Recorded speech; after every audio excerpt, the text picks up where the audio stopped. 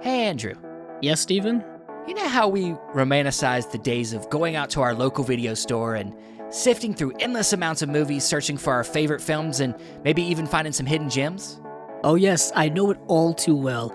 That used to be my favorite thing to do. Unfortunately, everything is online now. Well, what if I told you that there was a place online where you could get some of them same thrills as going to the video store?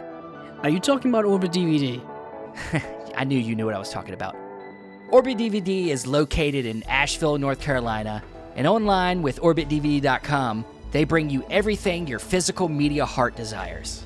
Yeah, they have an awesome website that stays up to date with the latest releases from all of your favorite boutique labels as well as studio releases. Not only do they carry American labels such as Criterion Collection, Severin Films, Vinegar Syndrome, and Warner Archive, but they get routine shipments on imports from companies such as 88 Films, Arrow Video, Imprint, and so much more. And with the option to sell or trade your used copies for cash or store credit, they really bring that video store vibe to you.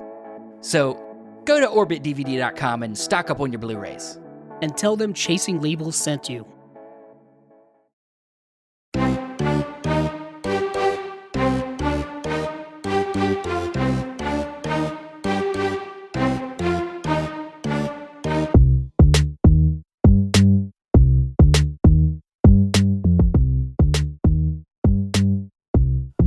Welcome, everybody, to another episode of Chasing Labels. I'm Stephen Billings, your co-host, and with me is Andrew Cabral, your other co-host. Hello, everyone. Welcome back. Like Steven said, this is Chasing Labels episode number 55. Spine number 55. And this week, we have another great guest, and this was pre-recorded about a month or so ago, so we're doing a little intro here for you. This week, we have on James Mockoski, who is the archivist and the restoration supervisor of the restorations on for American Zoetrope, which is Francis Ford Coppola's company. And so we had a great conversation with him about what he does and his love of film and the restoration process. It was a great conversation. We got into all kinds of stuff when it came to Francis Ford Coppola's work, as well as what it's like restoring his work. Yeah. And what it's like to work on, different cuts and all this kind of stuff, and just the restoration process, the archiving process, what it's like to have to go and find these elements, all that stuff, which is, stuff that I really, really love, and hopefully our audience really likes it as well. Yeah, so sit tight, here we go, and we're going to transition you into our conversation with James Mockoski, and then, of course, Blu-rays afterwards. See ya. Well, thanks for joining us, James. How you doing? It's a pleasure. Thank you for having me, you two. Yeah, so as we always like to do, we like to start by getting into just your love of film, because it's got to start somewhere. I mean, I like to hope the passion, anybody that gets into the film industry starts with a passion of movies. So where did that start for you? Well, I'd say it was always, it always starts with that. I always was a kid, and Yeah. Truly, of course, it is late night television, having that movie night at 11 o'clock, as a kid, staying up at night, Friday night movies on ABC or some wacky local television that was showing some B movie, or not even a B movie, some really weird horror film that was fun. That was, I always go back to I remember seeing this crazy film when I was 7-8 years old. I was the kid that my father would not know anything at the VHS store and bring home Poltergeist. And I was 5-6 years old, and that I was like, oh, well, that creeped me out, but I loved it. So I was exposed to a lot, not a lot of censoring that should have happened as a child, but I haven't been too scarred. Well, I mean, look, I joke about it all the time. Yeah, I saw things like Nightmare on Elm Street pretty young, and I think it can always, sometimes it could be unhealthy, I guess, but I mean, eliciting emotion from kids is good. It teaches them about, being scared, hopefully not scared of things you don't need to be, but I mean, it's good. I think it's good for kids to get scared sometimes. Yeah, I have kids, and you're obviously expecting one on the way, and Yeah. so how to expose them. But my sons, this is where I work in my living room, so it's up front. So when we were doing Godfather, and the horses' heads in the bed, and they're like, why does your boss make all these bloody films? And I was like, So we have that discussion, and what I've noticed, I never go into films looking at the rating and here, God, this is going to be awful. But I brought my son thinking, oh, it's a DC film. We'll watch Suicide Squad. I have no idea what Suicide Squad's about. I didn't see one, but I'll bring him into two. And he's what, 10 years old, and we're in there the first 5 minutes, and he was like, Dad, I don't like this. I'm going to join Mom over at Paw Patrol movie, with my other mother, and say, I'm glad you self-censored. You said what's comfortable for you, and that's the best thing. Well, kids know what's comfortable for them. So. Yeah, I think, for instance, this has to do with alcohol, because like my dad let me try alcohol probably about 12 or 13 years old for the first time, and I decided after that I really didn't care much for it. Like I'm saying, like beer, I drink it sometimes, but I didn't become a big heavy drinker throughout my life now. So I think kids can decide that they don't like something, and it's okay, and then that's how I know. And that's reassures them. It's like, you're not comfortable. Don't try. If you don't try to stick through it. If you're not comfortable, just find some other thing to do. And of course, my wife afterwards was like, maybe you should check the rating. That's what wives do. Do. They help correct us. But but so as you so what were some of the first kind of foundational films as you were growing up? What were some that stuck out to you? I know you say Poltergeist was one that affected you. What are some of the other ones as you got older that? Certainly, I do remember fondly that my mom used to work in Santa Cruz at was Alpha Beta, then became Lucky's, and next door was a theater. It was the 41st Playhouse, and she would get free tickets. So I would go, during summer. She said, okay, well, that was my childcare. She said, I'll just get you, I know the guy, he can get you in. So I was like watching Indiana Jones 13 times. I remember all these great films. Chariots of Fire, I remember all coming out. And I just sit there as a kid in the audience by myself and watching these films. So it was Indiana Jones. Hitchcock certainly was one that got played a lot on television. Loved Hitchcock. And I loved Hitchcock. One, because he was local to our community. He had a home in the Santa Cruz Bay Area, and as you could see in Vertigo or Birds, Bay Area played prominent in some of his films, and I always liked that. And I also went to school near to where he grew up, and there was a local connection. I could figured out why he came to the Bay Area, because he loved those spooky resort towns, those amusement parks that were on the coast that were closed down, and only the birds sort of were the only thing around, and swarmed the amusement park in the dead of winter. And that was Santa Cruz for me, in as a kid growing up in the winter, and remember that. So I was like, oh, that's kind of why Hitchcock loved these places. Yeah, there's always a sense of what's behind the facade of what you're seeing, where it's all run down, what led to this, and he wants to fill in the blanks.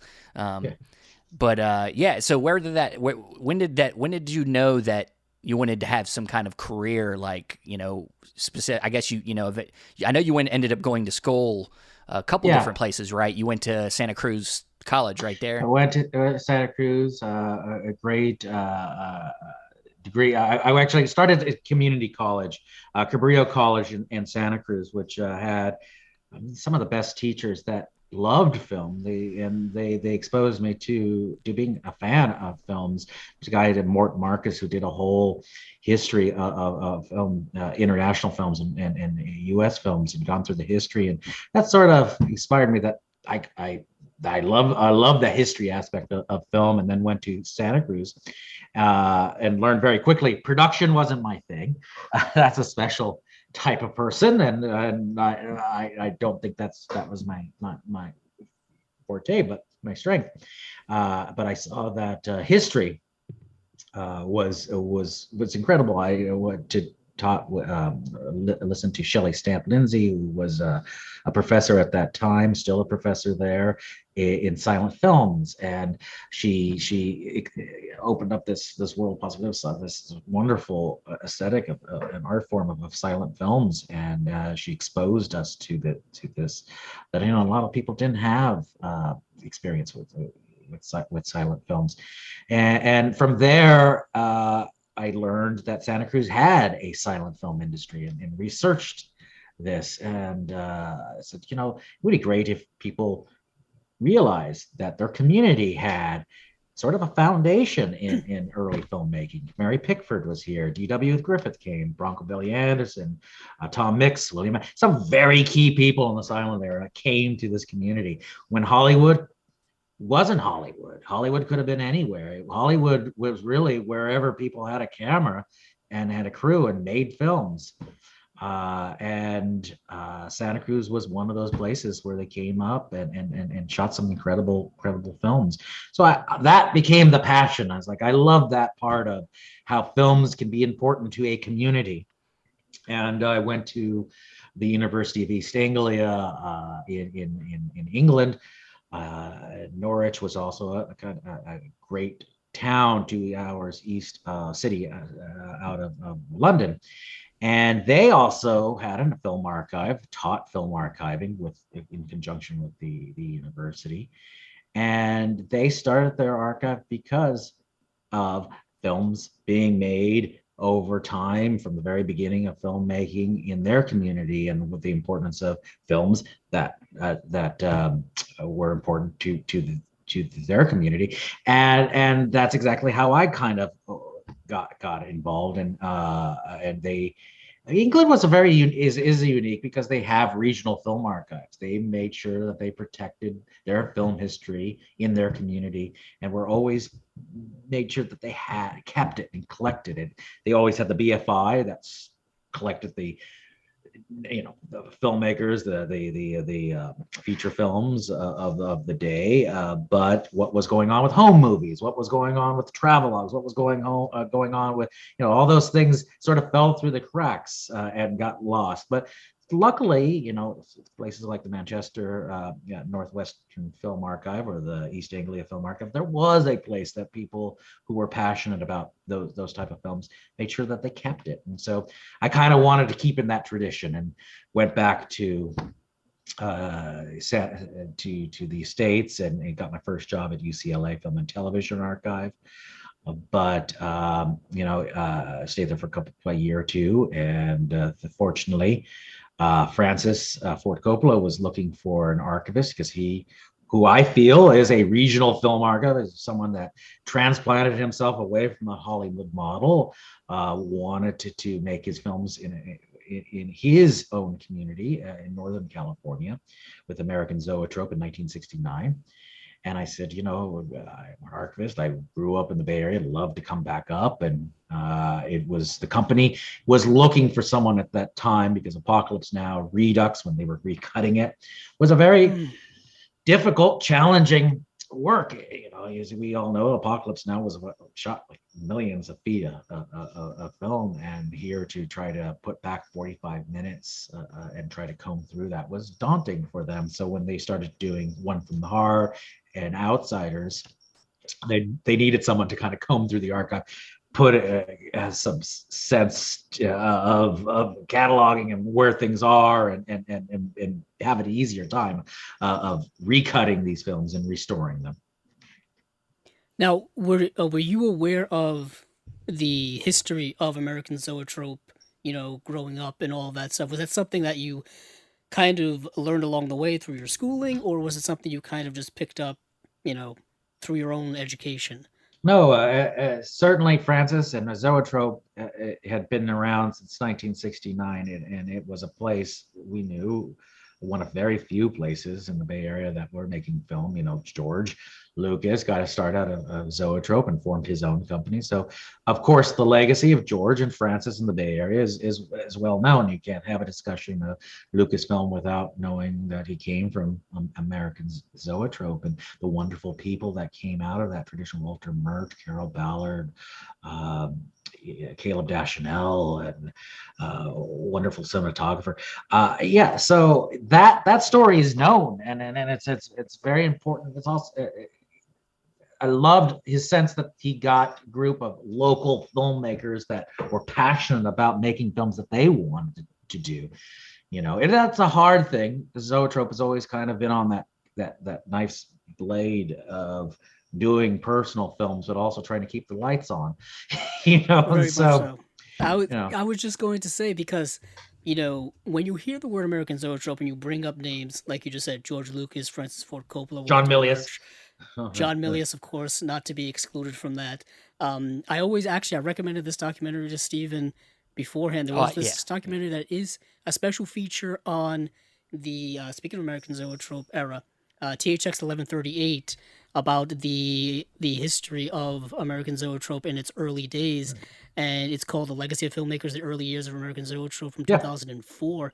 And it was my introduction to American Zoetrope and their origins and whatnot. But I don't think a lot of people realize that American Zoetrope persists to this day. It is still producing films, and because when you think of history in films, you kind of maybe box them into the era in which they were their most prominent. But no, American Zoetrope has you're living proof that it's still working today in many forms, and I just find that endlessly fascinating. But when it comes to kind of your work specifically, do you deal primarily with the work of Francis Ford Coppola, or is it just the entire catalog of American Zoetrope? Well, our entire catalog, it's a small catalog.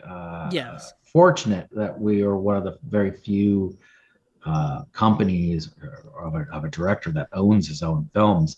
It's small, powerful, but small. I'd love to have a catalog, like Disney or the studios, and be able to. But I think that's probably what specials we can focus our energy on our titles and spend time on it.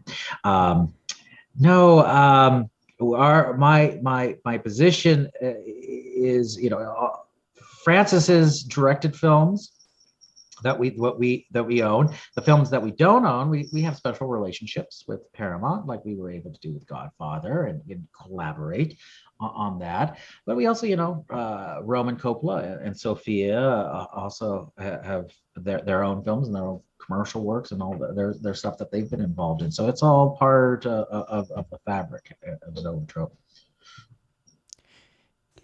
Yeah, it's very much, part of the legacy of the Coppola family. And specifically when it comes to, I guess I'll just dive right into it because I have right off the top of my head, I'm looking at it right now. When it comes to The Godfather and it comes to the workmanship and just the craft of trying to, literally resurrect these films for the modern consumption, do you find that it's a monumental task, and has it benefited you for that these films have seemingly been preserved so well for so long?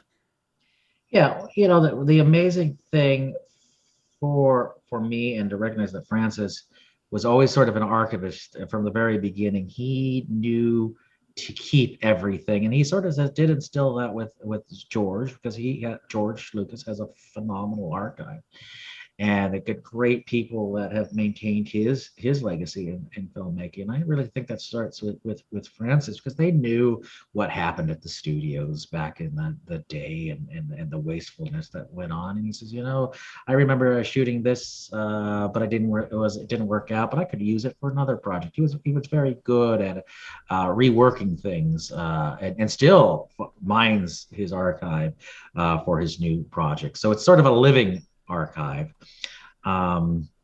which was a great thing to be part of. That it's not just a closet that things go, but that they could also have a new life and new things, and that's rewarding.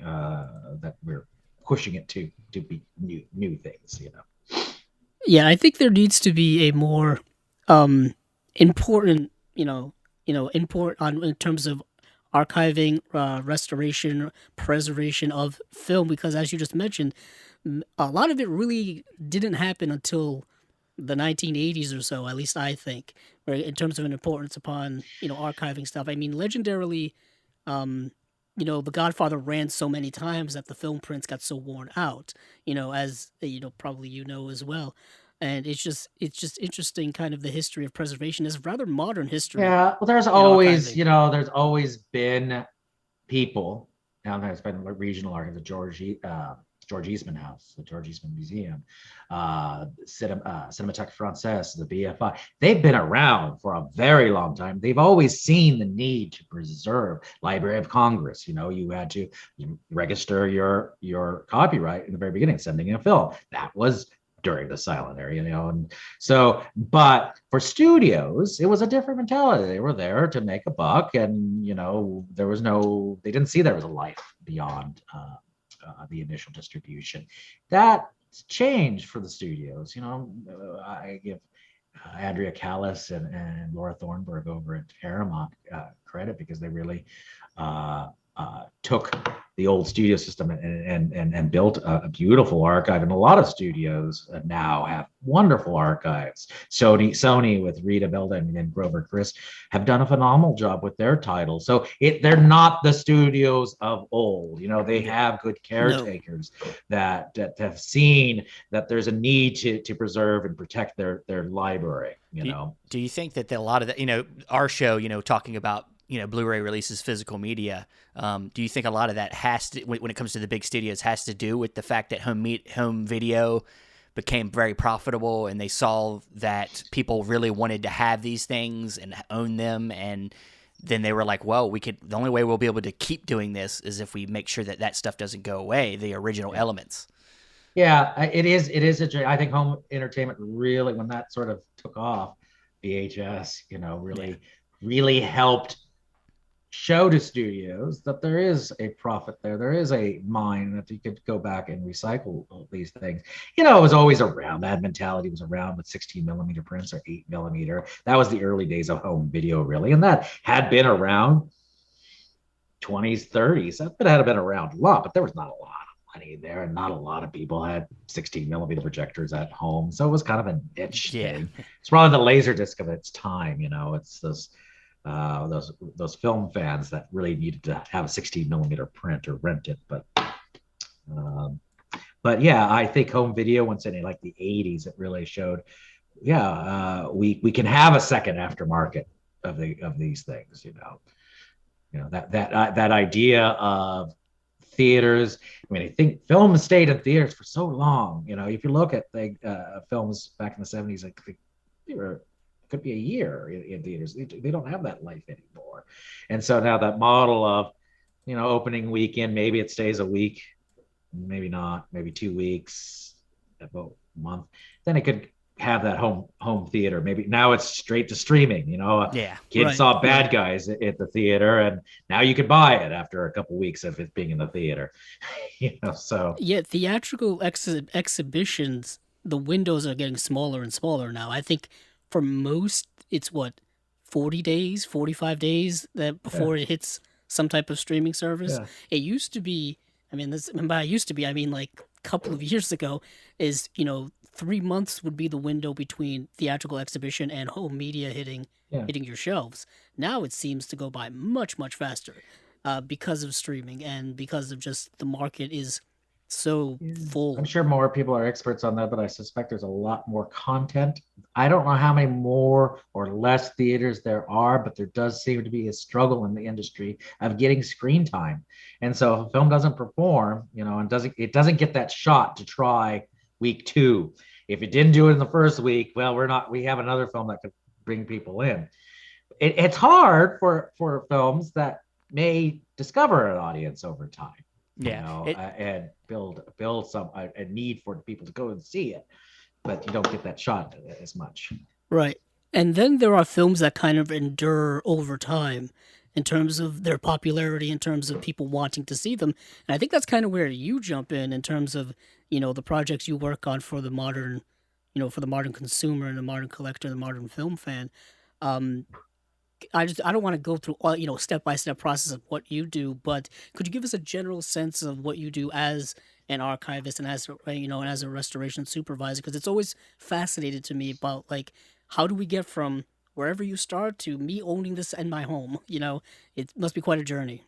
Yeah, and it starts, like a year or two of of discussion. You have to come up with what you want to do for that year, and it takes some planning. So to go back, as an archivist, my really the role in the very beginning that I started was just getting our collection understood of what we had, what elements. Each film is thousands and thousands of bits, but you need to boil it down to what we call deliverables. It's the original negative, the intermediates that made the release prints, the IPIN and the a soundtrack negative, the print masters, the audio, and getting to understand and a handle of that. That's sort of the basics of then the next step is reining in the material to transfer it to the next format. I started back at the day of DVD in 2000 and working with our partners. Our partners are distributors. Now it's Lionsgate. Back then it was Paramount and Studio Canal. And they will have a dialogue and say which films they want to release in a certain year or when. And then I start preparing those films or getting ready for figuring out what special editions we might want to have, or Francis wants to do a new cut, but we want to offer, make sure the 79 version of Apocalypse or the Redux version and then final cut. So we have a dialogue of what we want to do with a certain title, and we gathered the elements. Outsiders was challenging, and they're all challenging. Every film has its own unique thing. They're not their own same problems. They're all different problems. Apocalypse was the various wear and tear that happened over the last 40 some odd years of making IB Tech prints off the original negative, or blow-ups from 70 off the original negative. That went through a lot. Not all films went through that same thing. When we did Outsiders, we wanted to find all the dupe negative of the damage sections that were spliced into the original negative, and try to find the original negative that had been cut out for various reasons, usually because it was damaged and wouldn't go through the printer any longer, and so they had to dupe it and cut that in. And that's second, third generation away. And so the idea for the last restoration was to make sure that it's all uniform, it's all original negative. And thankfully, with modern technology and modern scanners, things are much more gentler on films that couldn't go through that old analog film printer anymore, or if the damage is severe, now we have digital means to try to get it back to what it did look like. Yeah, I would assume patience is a very key proponent of what you have to be to do something like being an archivist, restoring films, because like you said, so much to go through. Is that, and having organizational skills. Would you say them are two big things that organization skill? I say it's like a detective work. If you like detective work, it's great. There's a lot. It's never a dull moment. It's like there's all switching gears into my favorite part of archiving is when we first start a project that is trying to do the detective work, where things went into whatever can, and explain why the hell did this thing get put over here? Oh, well, when they recut it, it's, so you have to kind of trace or put yourself in the mind of what they were doing at that time. And they never were very good at putting it back where they only put it back in the can that they were working on the last project. So you kind of have to retrace the steps. And like we did Cotton Club Encore, I was sitting up in Seattle looking through negative because we were still missing 9 minutes of negative, and we never could find it. But that film had gone through a trip of being in a garage to being on a truck up to Seattle. These films sometimes go through a transition that people don't realize. It's a lot of material. It's a lot of storage. That's pricey. So it sometimes gets put off into a closet or a storage that's cheaper, or a place that, and so there's a lot of hands on these things and ripe for things going missing. So has there ever been a project that has been, so difficult in whatever aspect that you've just been beyond frustrated by it? Has there ever been one that's just like you've been searching for specific elements, you couldn't find it, or you you wanted it to be a certain way and just couldn't get it there. Has there ever been anything like There's that? nothing that has been so difficult that we stopped. Fortunately, we've had difficult projects such as Cotton Club, where we couldn't find the negative, but we were able to use an answer print or something that was made, a copy of it that actually looked passable, and I hate that we were able to do that, but I feel that the result actually was rewarding. So that was challenging. Audio went missing, or was never recorded at that time, so we found a temp recording that most people would never have considered. Filmmakers would consider. We would never use a temp track. We would have gone in the studio and recorded, but we were able to find the original vocal recording that they did in the basement of a hotel. Not the ideal. LG. It's Ill Wind. Not Ill Wind. It was Stormy Weather by Lynette McKee in Cotton Club. It's a great number. She never recorded it in studio. And her and Mark Shaman recorded it very quickly for playback on set, and that's what we used in the film. And actually, we filled it out with a few more instruments, and it sounds great. So oh wow, it's being creative with these problems that come up. So. And what is interesting is, I know you brought up the silent era earlier, which is notorious for having missing elements to it. A high percentage of the silent era is just completely gone. And then to this day, you always see, films show up on Blu-ray, even like Fritz Lang's Metropolis, I think was one early on that I remember when I was first getting into collecting. And it's just saying, some of the elements in this movie, the quality is going to dip because we can only find 16 millimeter print in some archive somewhere. So then that's all we have left of this to use. So we have to use what we have. And I think you see that in a lot of films as well. So I think, the importance of archiving and to having all the elements and finding them is really, really important. And like you said, it is a lot of work to do, a lot of detective work. And kind of transitioning into that, putting older films onto new formats today. Steve and I get into these debates all the time about what are the benefits of doing that. Does the quality is it that much better than in previous formats? And even going back to what it looked like originally, how close are we getting to that? So I know that's a lot of questions to answer. Well, I always thought that the home entertainment was always sort of choosing theatrical. Theatrical was always the best experience because it was the full resolution. It was how filmmakers wanted their films to see. I don't think filmmakers ever look back and say, "Oh, the VHS days were the best way to show things," and it took a long time in a short period. I mean, VHS was 40 years plus. It's not that long ago. It does seem ancient times, but I remember it very well. But laser discs, it was always sort of chasing that experience. It was never quite. It was good to have it in your home,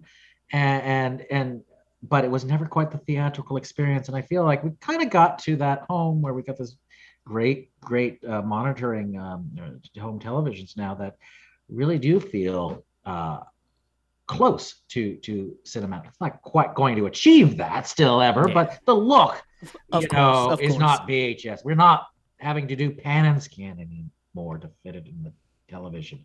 So I feel that the differences between home and theater is kind of going to bridge that gap. But you do have this people saying, "Oh, haven't you restored that before? Or why are you doing it again? Why are you doing Apocalypse?" It's like, yeah, and the consumer people who buy it sometimes, who like the films may not be as savvy technically. They maybe just find a DVD. I think I just heard the other day someone online saying, the best thing to see Godfather was the first DVD. I kind of disagree on that, but they were like, "Why bother? Directly. You don't need to buy. Go get a DVD from the first release." But that wasn't the experience. Certainly, that first DVD had a lot of issues, and that we could certainly do. The Blu-ray was great, and the differences between DVD and Blu-ray starts getting, you can see how from VHS to DVD, light years jumped. DVD to Blu-ray, a little bit better. Now, Blu-ray to 4K, people's kind of got a hard time telling the difference, and a lot of times the films, silent films won't have much more information than HD because maybe it's all 16, and at some point, a lot of people are not going to be able to tell the difference between the two. But I do think it's appropriate to do 4K because at least captures all the information, and you're presenting that to a viewer. So, and then if they want their DVD, that's fine. They always have that. But I think as an archivist, right. I want to be able to capture and present the film with all the information that Francis shot on set on that day to give you that true experience. So. Yeah, and I guess I wanted to ask you this directly because I've seen people mention this before, but obviously you're more of an expert, is, films that were shot on 35 millimeter, 30, 40, 50 years ago do translate well into the high definition era. I've always noticed that seems to be, the case. Digital, obviously the digital era is a whole different game, but you always wonder, like you said, the limitations of the original way in which the films were created. You can only push that detail so far, and even in many cases, many people complain like, oh, this film looks too grainy or too this, and I'm like, well, you're taking 35 millimeter film from 50 years ago is a grainy format, and then blowing it up into more detail. With more detail comes more of that grain, because that grain equals the detail. People are still having those debates to this day. I feel we've been rewarded because I don't do any sort of grain management, and I think people like you who appreciate that look.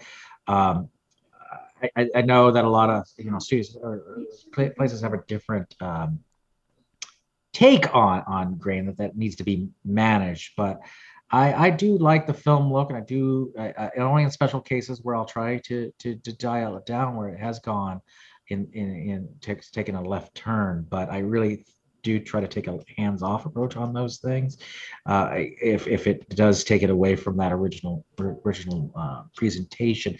Now, when I say original presentation, it doesn't mean that we don't explore other presentation or a different way of presenting the film. And Francis is very good at HDR.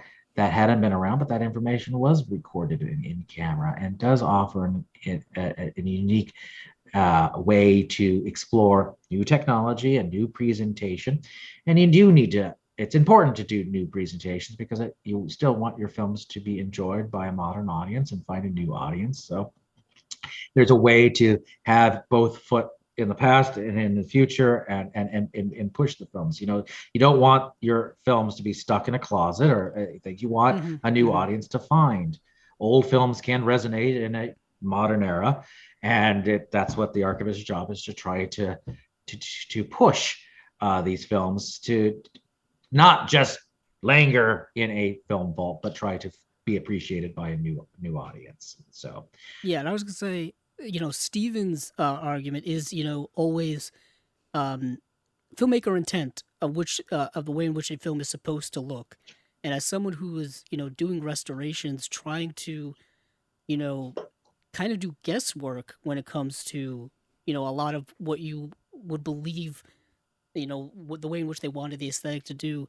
Steven, I guess you can word it better than I do, because I know it's more of your argument. Well, I mean, my main thing is, even director intent is sometimes, I think, something to just to even talk about a little bit more, because there's the intent of when you initially made it, and then how you grow as a filmmaker over time. We change our minds. Yes. And I think that's something, and that's why, like you said, trying to have the original versions to also include in these new restorations is nice, because some of us feel like, the first time we watched the movie and how it was presented originally, and not necessarily aesthetically, but how the movie was cut together initially is the way we liked it.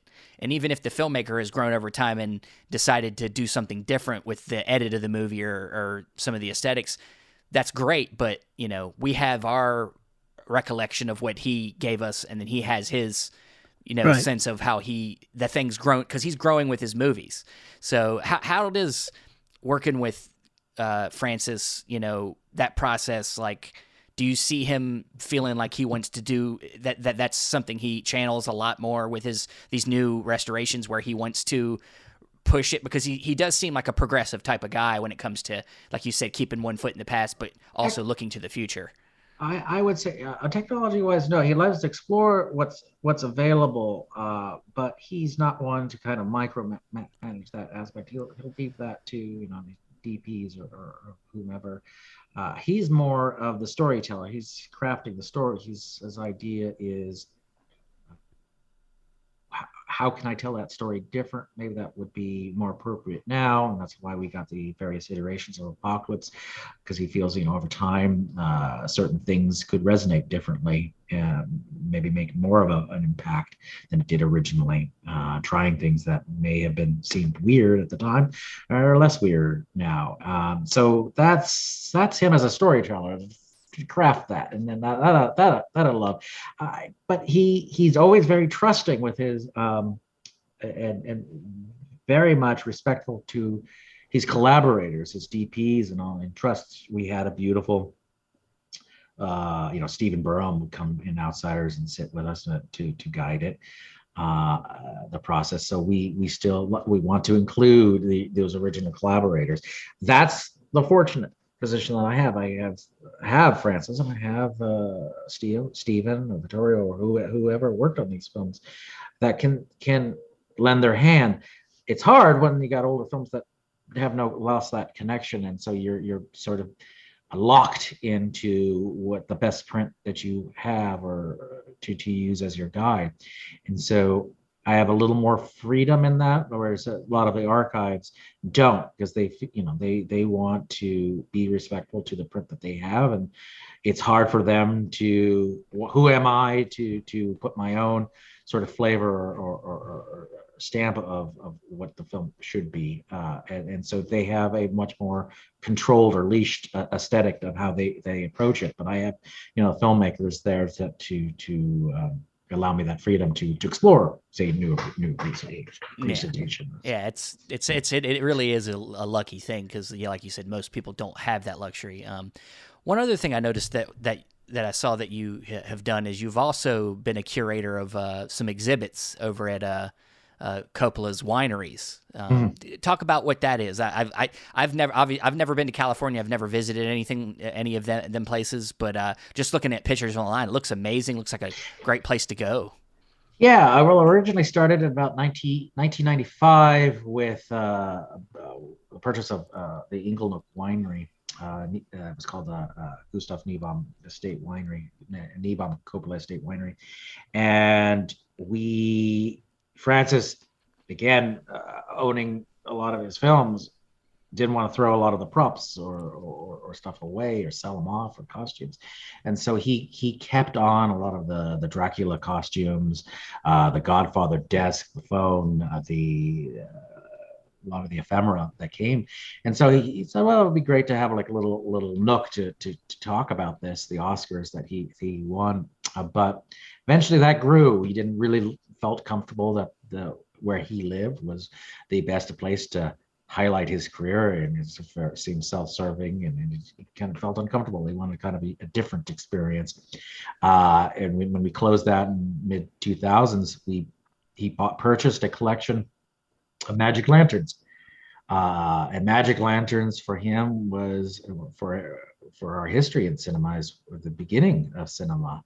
You can't tell the story of film history without talking about magic lanterns, or a zoetrope, what our company's named after, and that's what we have on display. So him as a curator wanted to tell that story there. People who are unaware of film that came here for wine, and also as they're drinking experience and tasting wine, learning about wine, learning about the foundation of early cinema and how he became as a filmmaker.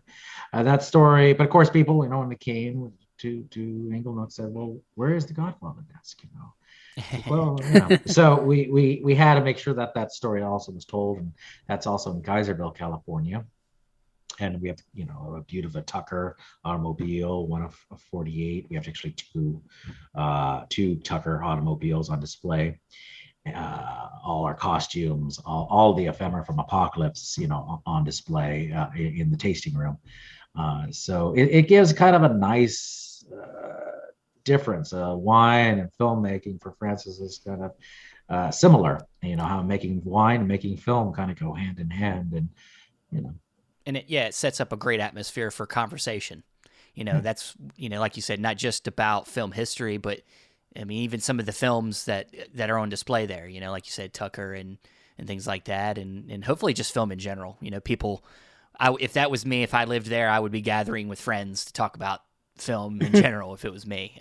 Because just being in that atmosphere from what I'm seeing online, the pictures, like I'm like, man, get a nice meal, get a little bit tipsy, and talk about movies. Yeah.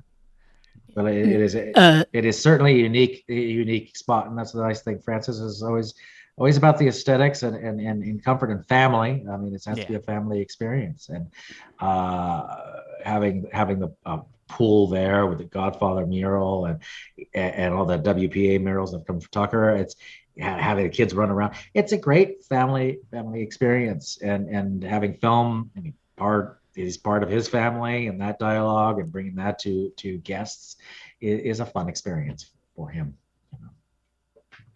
Now, in terms of, I guess, what you're currently working on, because, you're moving from one project to another, just wrapping up your work on The Godfather, which was a monumental, I think, work, I think, for many people. Obviously, the cultural touchstone it has is well documented of a film, of just a franchise in general.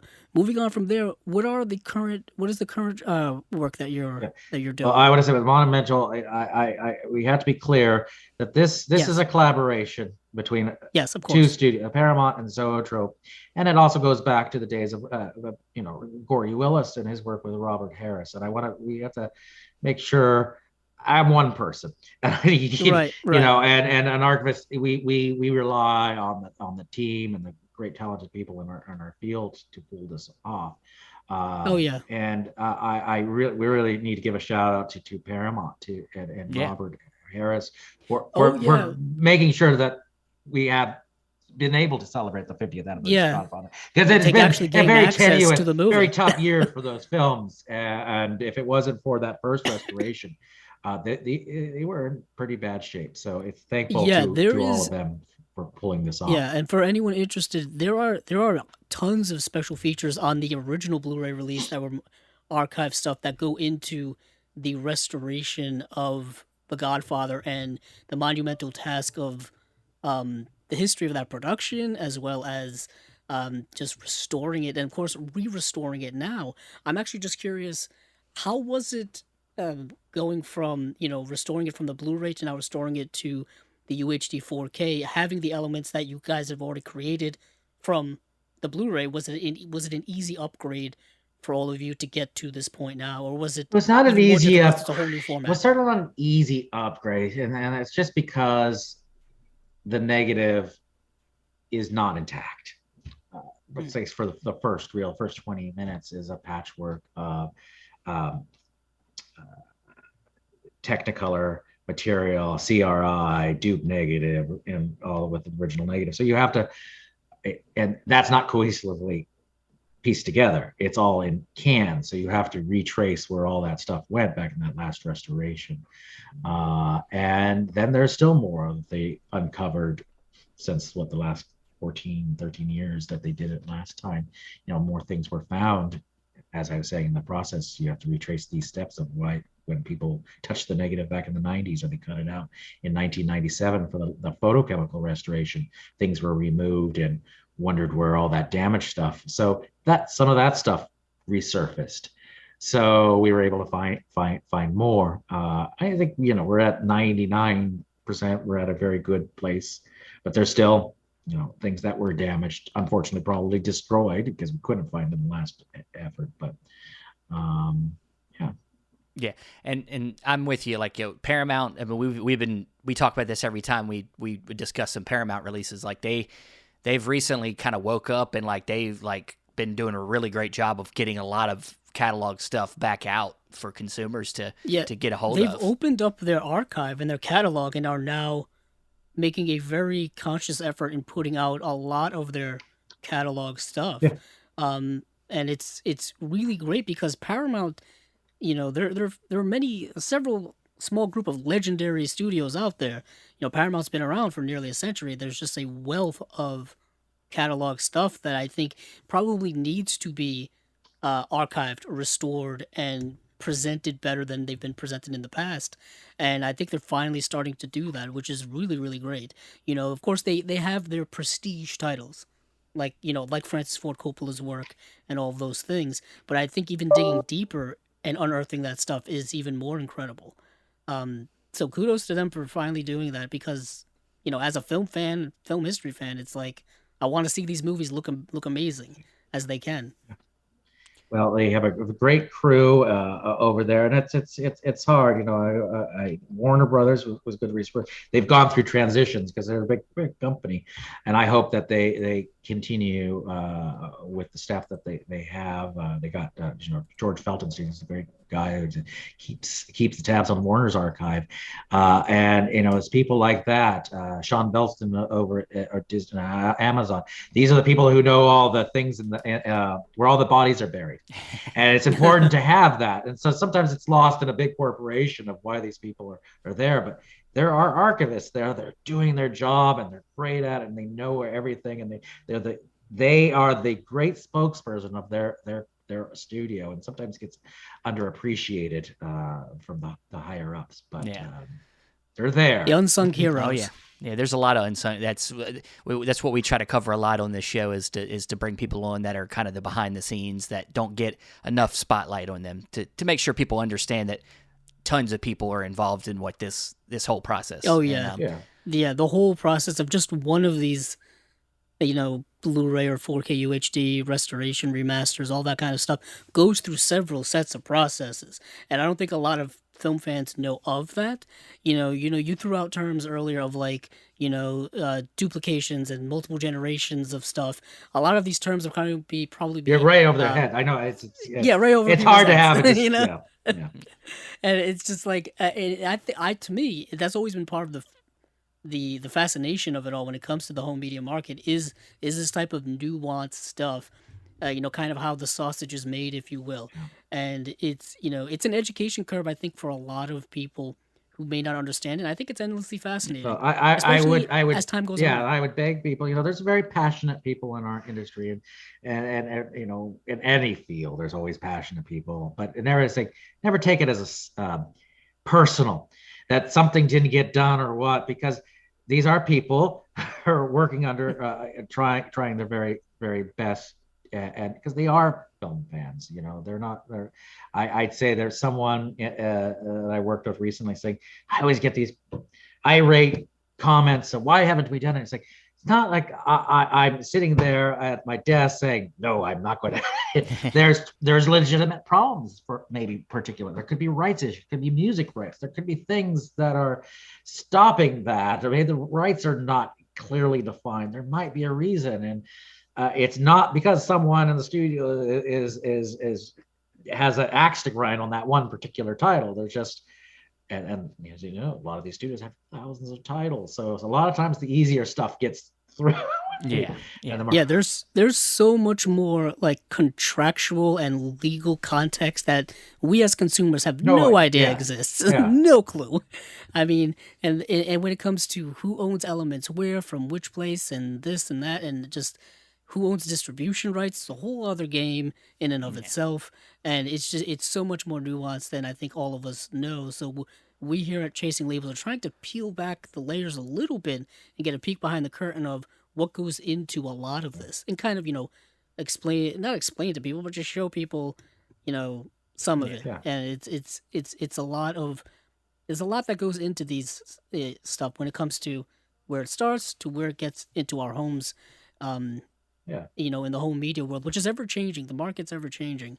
And lastly, we do want to talk about what you're working on for Francis now. I started there, and then we went off. I went on a tangent, which is okay. We went down the Godfather path again. It always comes back to that. Sorry to keep bringing that up. It's the most recent, monumental work that I'm just popping into my head. But you just recently announced that you were working on the next restoration for Coppola. So tell us about that.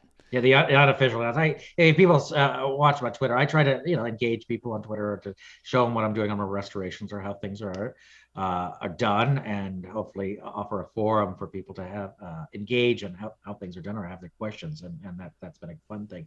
So I always like to include people on my current projects, and One from the Heart is one that we've started doing, and I think will look great in HDR. I think like Apocalypse Now cried out to be HDR because it.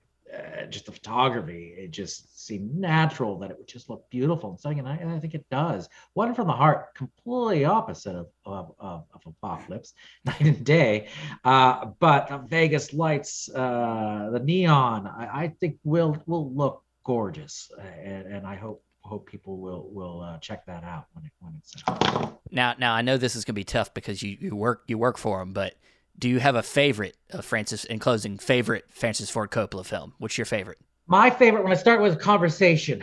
Okay. Of course, also going back to when I first started, it's local. It was shot in San Francisco. It's just beautiful. Walter Murch's sound design, photography of Bill Butler. The story, that was one that's always resonated with me, and it's one that I think Francis also is the type of films that he wanted to make. They were small, low budget films like Rain People and Conversation. He didn't see himself doing Godfather. It wasn't types of films. He wanted to do the things that he wrote, directed, and produced. Godfather was sort of a left turn, but as he says, he's fortunate, lucky to have done it. But Conversations are kind of those small films that he as a personal filmmaker is rewarding.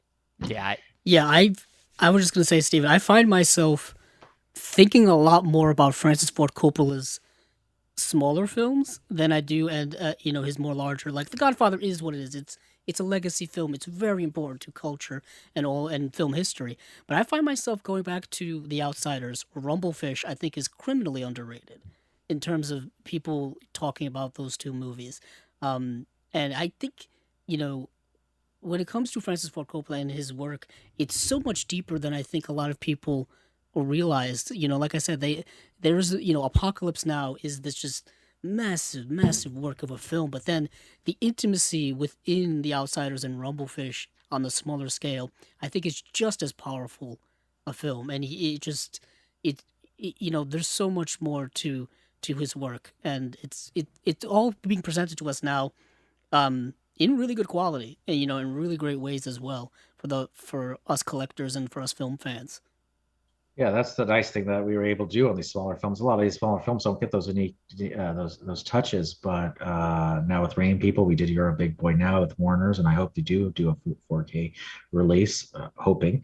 But they never got that attention ever. Even maybe the Laserdisc was the last time it ever got a special treatment, but really never got a DVD release, maybe a limited time. But now doing restoration, going back to those older titles, getting the attention it deserves, I hope can find a new audience and a new appreciation for it. So I don't want people to first discover sometimes these films on looking shitty on a VHS tape or Laserdisc. I don't want these people to think that it's just an old film and get a clouded vision on this. That it should look, for Francis, getting the best sound, the best picture, for people just to see the story. Not have to worry. Oh, this looks shitty with all the scratches and the dirt, and the color looks like it was dated. So it should look reasonable for people. And so I think I'm fortunate that we were able to go back, making it look in the best way possible.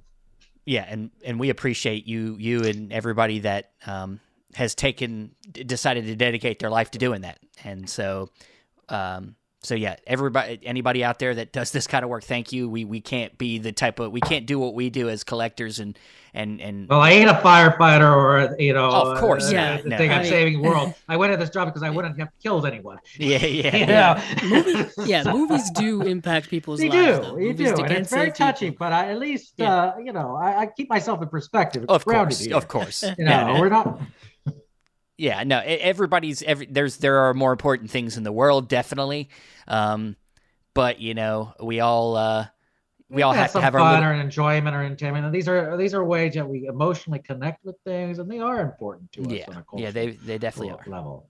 Definitely. But James, thank you for joining us.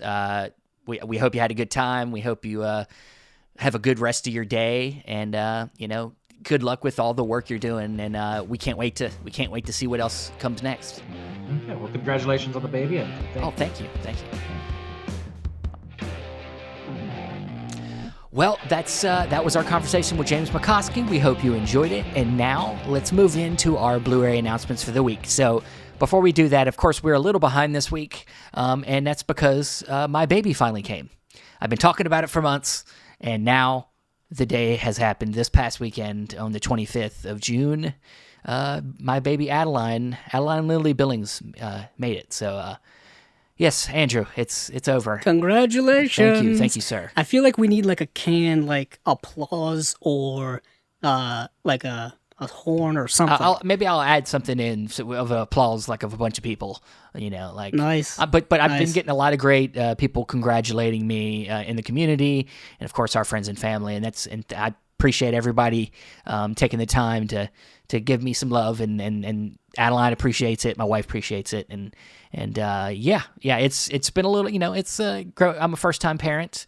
It's a little struggle at the beginning. We're doing our best, we're learning, but I think we're starting to hit a stride today. So it was a good day to get my first episode under the belt with new baby in the house. So let's get into Blu-ray announcements, and where should we start? Let's start with a little, kind of a couple of one-offs, I guess. Not really one-offs, but important things I think people should know. Straight off the bat is a film that came out this year, highly anticipated for both Steven and I think other people who are fans of this director. And this is David Cronenberg's new film, Crimes of the Future. And this film just came out a couple of months ago, Steven. I know you saw it in the theater. Yeah. It was an opening weekend for me. Like, as soon as I saw that it was already playing in my area, I told my wife, like, you don't need to come with me to see this movie, so I'm going that night. You're working that night, I'm going. So I went and saw it, and I liked it. I liked it fine. I'm a Cronenberg fan, so I'm a little biased. It's not my favorite of his movies. It's not. We can talk about it a little bit. I don't want to sit here and do like a full-on review of Crimes of the Future. Review. Let's just say it is a throwback to what I think a lot of people got used to with Cronenberg's work, the body horror, this weird science fiction horror, crazy stuff going on. The film stars Lea Seydoux, Viggo Mortensen, Kristen Stewart. It's a dystopian world where weird things are happening. Where bodies. It seems like the world has, started to evolve. The humans are evolving into weird directions, and biologically, people are starting to not feel pain in the normal sense, so they start to basically hurt themselves and other things. And there's some people that believe that this is like the natural state of things, and we have to let it be. And then some people are they're not let it be, but they're like trying to figure out what's the deal and trying to And then there's the other people that are embracing it, and like they have realized that a lot of why things are happening is because of what humans have consumed in the recent days. Plastics and things that get consumed through a lot of different products that we use. So then people start eating plastic like it's like food. It's like it's a metaphor for so many different things about commenting on our society, the potential for human evolution, and all this kind of stuff. But it's very small in scope film. Though it is, it's supposed to have a sense of bigness to it. But a huge, like, different type of world. It's David Cronenberg's first film since Maps of the Stars from 2014, I believe. So it's been quite a few years since we've seen a film from David Cronenberg, whom we are big fans of here. We did a whole episode. We did a two-parter. All of his movies that have been put out on Blu-ray. I guess this has to be added to it. And this is the same This is the same title from a film he did in 1970, but they are completely different concepts. The plots are completely different. That was a short film dealing with something completely different than this. So it's not a readaptation. It's not a remake. It's not anything like that. But yeah, this is so Cronenberg. When you watch it, it's not a film for everyone. You gotta love art house cinema. You gotta love avant-garde cinema. Yeah, you really gotta open up your mind to this because it'll invade it no matter what. But this is getting released through Decal Releasing, which is a company we don't talk about really at all because I don't know if either of us have. Actually, we do, Steven. I just lied to myself because they put out the movie Pig starring Nicolas Cage. Okay, well, there you go. They put that Blu-ray out. I think we both have it. They put out Titane, which I don't know if you have Titane. I know I don't have it. I think I've remarked on this before. I'm waiting for, in my guess, is Second Sight's going to put that out at some point. It's just my guess. Yeah, they also put out the movie Spencer with, obviously, starring Kristen Stewart that came out last year as well. They seem to put out a lot of movies from the company Neon, that distribution company, because they distributed this film. I think they distributed Titane as well. Yeah. So they seem to be scooping up a lot of the distribution rights to a lot of those movies. So that's Decal Releasing. But moving on from there, we finally, Steven, we've got an answer to the age-old question: when is Red Rock West going to get a Blu-ray release, or when is that Blu-ray release going to come out? And we have been answered. It is coming out next month. Yeah. Well, yeah, I mean, we talked about this before when it was initially announced, and then it was still tentative on the date. And now, finally, with everything finalized, I guess, we have a date of August 22nd. So yes, August 22nd. This is the Nicolas Cage, Dennis Hopper. We talked about it. We talked about the film before. Yeah, I actually just got to finally see it for the first time. Oh, did you? Okay. So I definitely do highly recommend it. I also think that it's interesting, probably underlooked Nicolas Cage film. It's a weird, like, 90s neo-noir Western vibey type movie with, like we said, Nick Cage, Dennis Hopper, Lara Flynn Boyle, who was in the Twin Peaks series just a couple of years before this, and that's kind of where her career kind of springboarded from there. But Nick Cage in this movie, he's supposed to be from Texas, and he has a southern accent sometimes, and sometimes he doesn't, and then sometimes he does. He goes in and out. Yeah. He goes in and out. But Dennis Hopper's his usual crazy self in this film, which both he and Nick Cage do crazy so well. Yeah. In their careers. So it's kind of a joy to see them work together on screen, and this is getting quite a deluxe edition. It's coming with like giant posters, a 2-disc edition. Looks like it's a dual format. Dual format. Yeah. That's what it is. And it's coming out through Signal One, which is a UK company. So I'm assuming this is going to be Region B locked. Yep. But Steven, you did say you heard a rumor that this may get a Region A release sometime soon. Yeah, there was a comment on it that was, I think, posted out by, it might have been Diabolic DVD, or it might have been, it's somebody on Twitter had posted that there is an American company putting this out. I was talking to Andrew about this. In my mind, this sounds like a either a Kino drop or maybe a Shout Factory, Shout Select drop, maybe.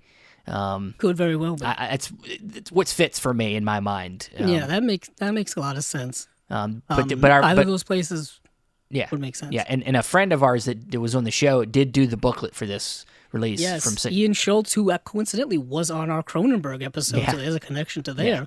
Yeah. He wrote the essay that's in the booklet for this release. Apparently, I mean, he'll talk about it when he comes on sometime soon around the release of this, because he wrote it like years ago, I think, for a previous release that was canceled. Ah, okay. So this has been sitting around for years now, I believe. But he'll tell it, when he comes on. Yeah, we're going to have Ian back at some point. Hopefully, I'll get it scheduled in August. We'll be good. So for around when this comes out. So this is finally, there's going to be a new interview with director John Dahl on it, new interview with the editor, new interview with with actor Dale Gibson. I guess they couldn't get Nick Cage. Well, and yeah, unfortunately, Dennis Hopper's passed. I don't think he has time for anything else. He's just acting. Yeah, he's doing movies like crazy. Yeah. So yeah, that is that release. So keep an eye out for the Signal One company, because we've been covering them a little bit here on the show. They're putting out like a couple of things that I have my eye on, like the Paper Chase and the Razor's Edge, specifically, and yeah. So keep your eye out for them. So moving on from there, let's go to Kino. So let's pick up. Yeah, we'll pick up right where we left off with Kino, which, to be honest, Steven, I really don't quite remember. Let's see. Let's see. I can help you with this. I want to say we talked about the Mysterious Island of Beautiful Women. We did. But, yep.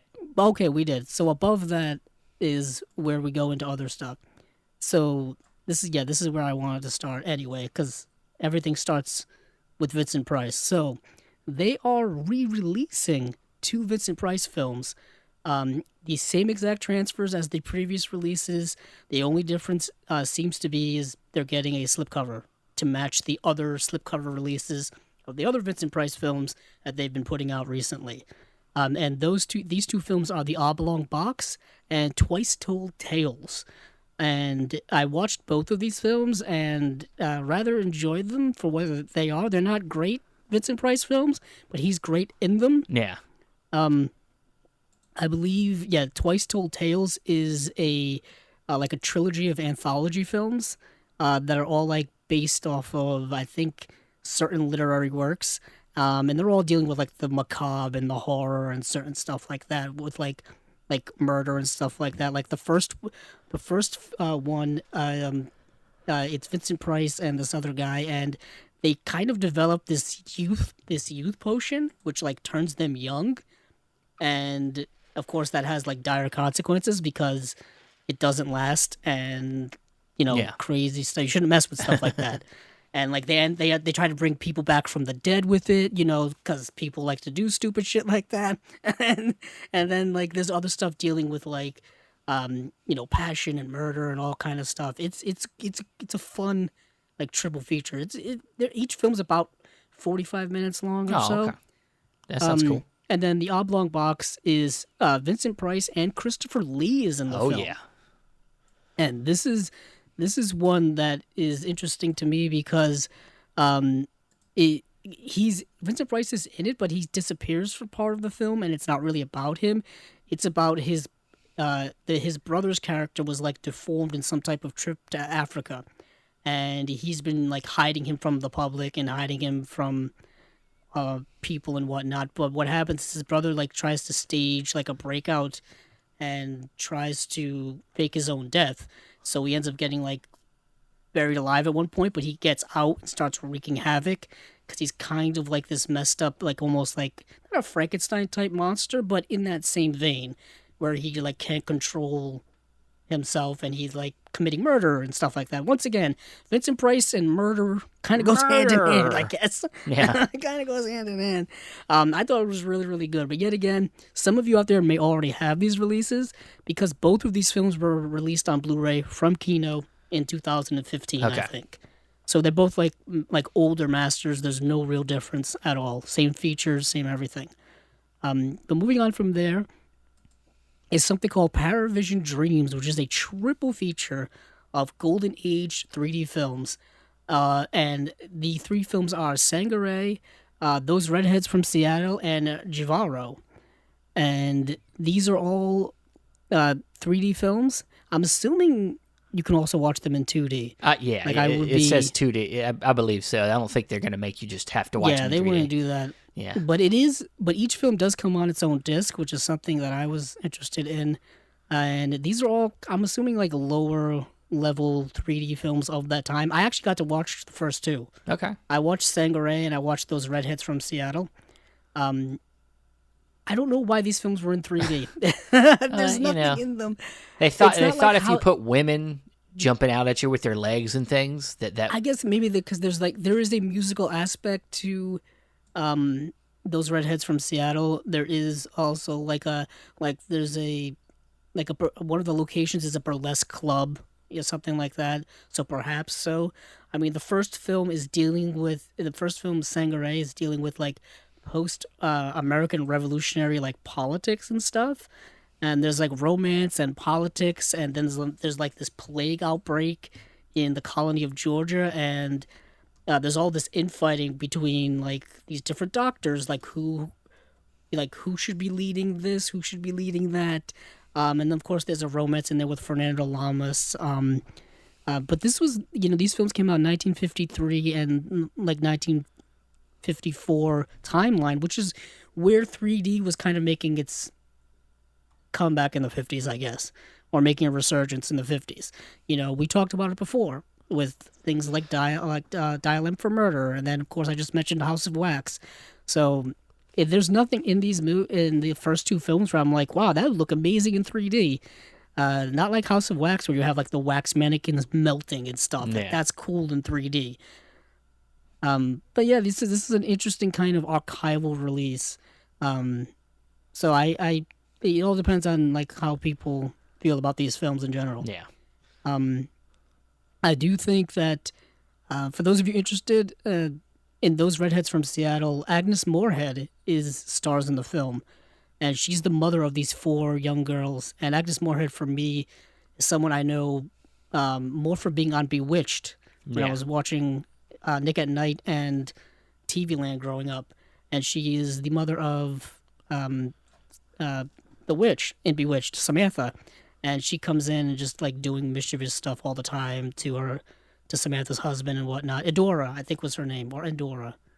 So that's where I know Agnes Moorehead from. But I didn't realize till I got older, Stephen, that she was in movies. She's in Citizen Kane. She's Charles Foster Kane's mother in the one scene in Citizen Kane that you see his mother. That's Agnes Moorehead. She's in The Magnificent Ambersons. Also an Orson Welles film. Do you see the connection I'm making? Seeing it. I'm seeing it. So that's Agnes Moorehead. But moving on, we have a film called He Who Must Die from 1957. And this is a Jules Dassin film. Rafifi. Which intrigues me because of Rafifi. Yep. And like I think he also did Night in the City. Yep. And yeah, so that automatically makes me interested in this movie, and automatically makes me kind of want it. I didn't get to see it. Yeah, I didn't get a chance to watch it either, but yeah. Obviously, you've been busy. A little bit. I had a little bit of time. A little bit. I was able to watch the Arrow stuff, so I had a little bit of time on my hands. Okay. I can't wait till we get to the Arrow stuff then. Yeah, he directed Rafifi, Night in the City, The Naked City, Brute Force. That's a good one. So it's a big deal. This is a big release. Yeah, and then this is one of his later films. Well, not really. This is actually the film he made right after Rafifi. So, if you have a Jules Dassin section in your collection, this is gonna slot right after Rafifi. Nice. Yeah, I know a bunch of his stuff's been released by several companies. So now you're gonna have to have a Kino and a Criterion release right next to each other. And that they're enemies. No, I'm just kidding. I don't know. Are they? Well, just Kino taking all the 4K rights to everything. That's oh my goodness. Yeah. Most notably, Criterion puts out a lot of his work. Like there's Blu-rays of Brute Force, Night in the City, Rafifi. I think Naked City. It is. Finally got a Blu-ray upgrade. I think that was one of the last ones. I had that DVD forever. I think I still do. I have to look on my shelf. But that is another film by Jules Dassin. And then after that, speaking of re-releases, Stephen, The Counterfeit Traders, starring William Holden and Lily Palmer, is a film that's already been released by Imprint. Yeah. Yep. And I think it may have just gone out of print from them. Like I think they just sold out of copies. If not, they're on their last few. Because this is from the 2018 master by Paramount Pictures from a 4K scan of of the 35 This millimeter. must be part of that deal they just had. Original camera negative. Yeah, that's part of that Paramount deal. But I'm assuming it's the same exact transfer that's on the Imprint release. So for those of you who have the Imprint release, I think you're all set. Technically, because so far we don't even know features. Technically, that means this is because Imprint, though they say they're Region B, their stuff seems to work on everything. So yeah. So if you have it, chances are it works. But this is directed by George Seaton, who directed Miracle on 34th Street, which is an all-time classic holiday film, I think, for many people. Oh, but I feel like I've known his name before. I don't know. He sounds familiar to me. That's why I'm fastly looking him up. That's why he directed The Country Girl. Oh, he was a writer on The Country Girl, and was a writer on Airport. He also directed both of those films. Country Girl, is that the one the one that stars Grace Kelly? Okay, I'm thinking of the wrong movie. That she won an Oscar for, and coincidentally, Imprint put out a Blu-ray of that film as well. I was gonna say, there you go. It's the best Blu-ray so far you can get. I waited for years to get that movie because there was just no Blu-ray in sight. Yeah, and I was pissed until it finally came out.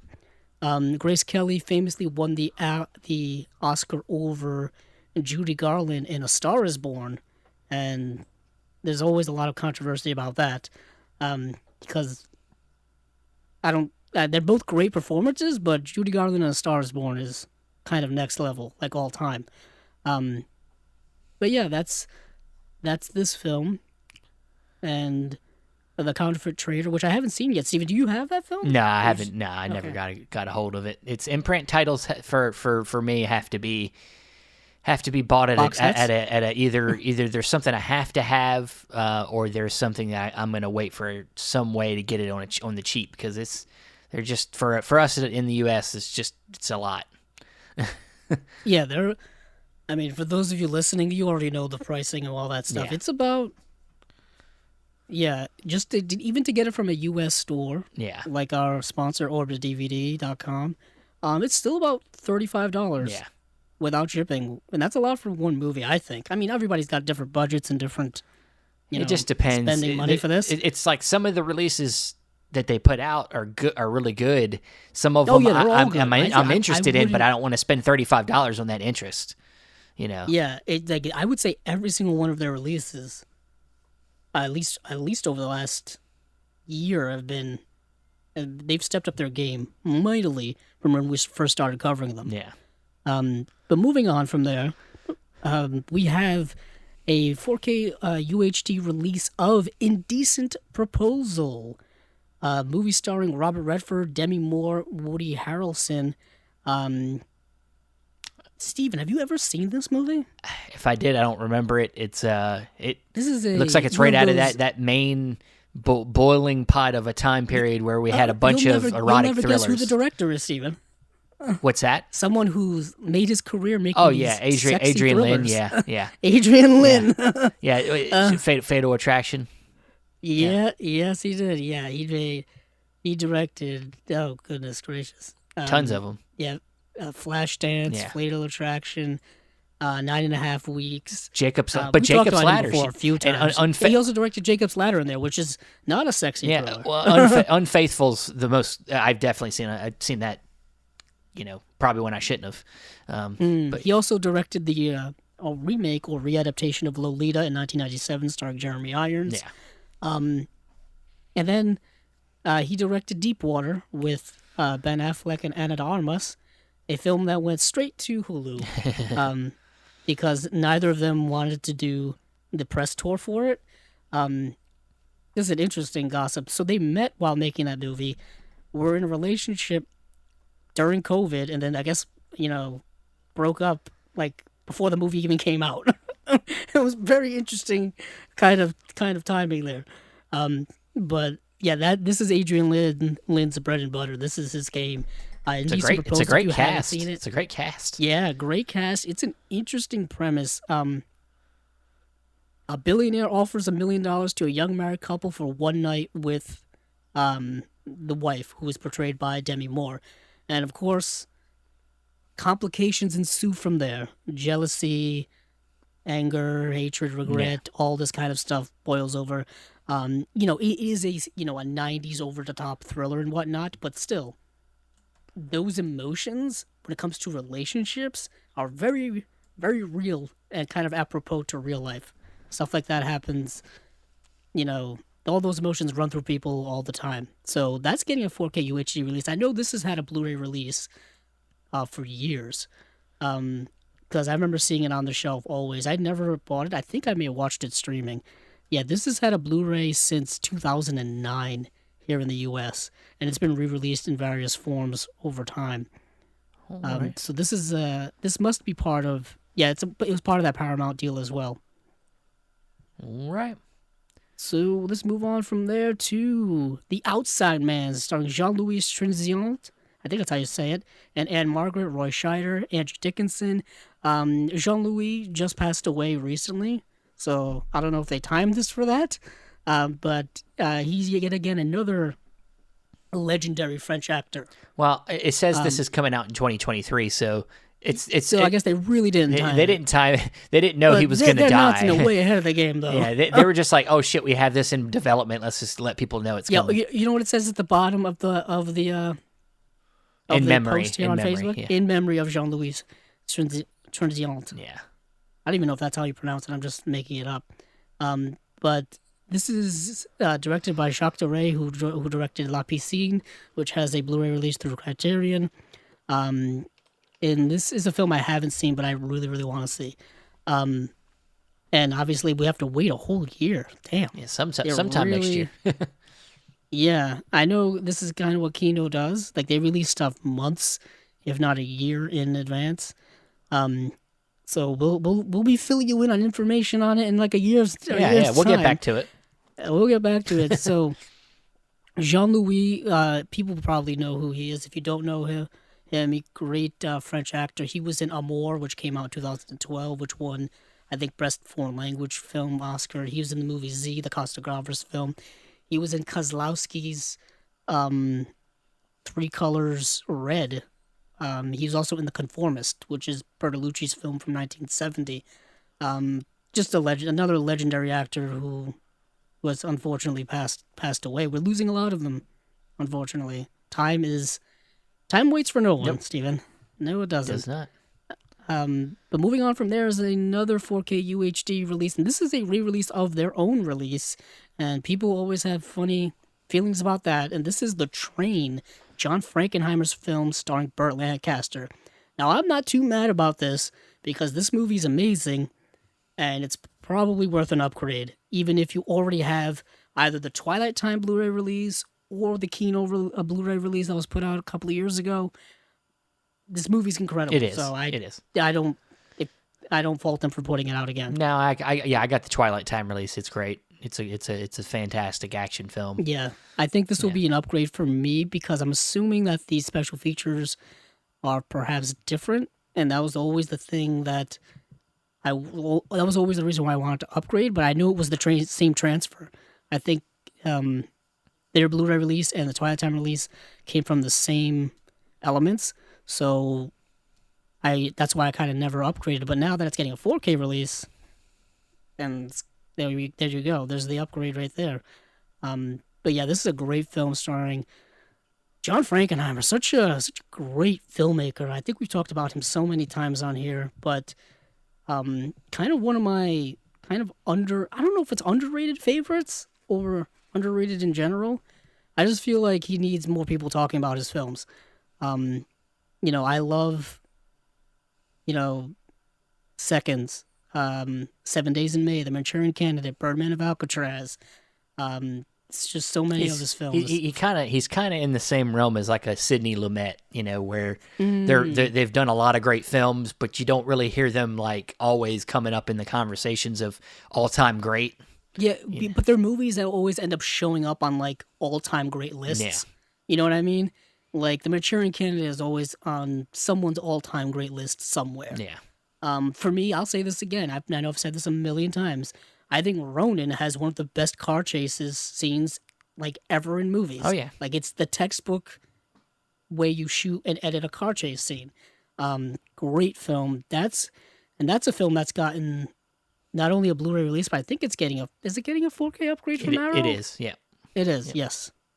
Yes, it is. So that's John Frankenheimer's film, The Train. Which, if you haven't seen that movie, get on it. Get on it. Buy this release. Yep. And I don't really usually say, hey, buy this straight up, but yeah, if you don't own it, this is the way probably to own it. Definitely. So moving on from there is a movie called The Extreme Adventure of Super Dave from 2000. Never seen this movie, Steven. Don't know what the hell it is. I have no idea what it's about. Do not know what the hell it is. Never heard of it. It looks like somebody who is a stuntman and kind of does stunts. Well, yeah, that's what a stuntman is. In a comedic way. Yeah. Yeah, I don't. Yeah, that's what it looks like. Didn't interest me, at least at this point. Oh, okay. On the face value, I'm not saying it's bad.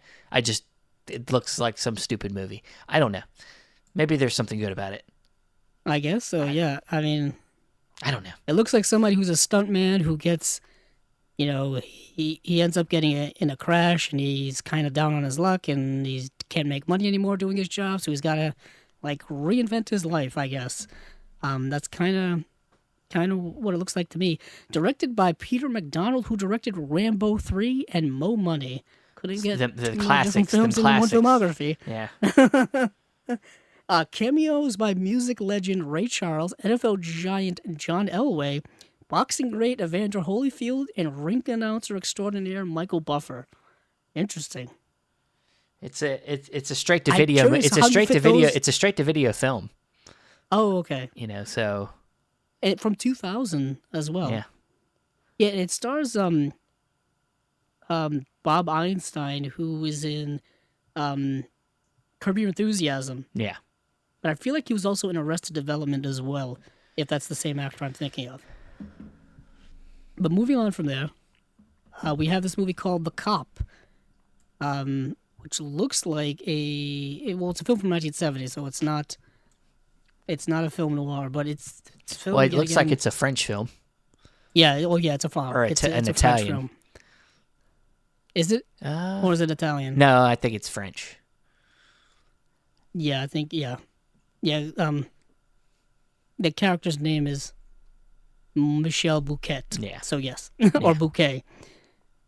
I love the description here. Michel Bouquet is judge, jury, and executioner in The Cop, a nerve-twisting crime thriller from director Yves Boisset.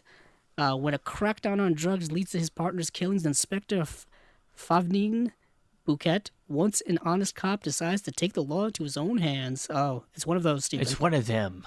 Vigilante cops busting heads. It's what we need the people today to see, is cops really taking the law into their own hands for the right reasons, right? I guess so. That was the premise for so many films in like the 70s and 80s.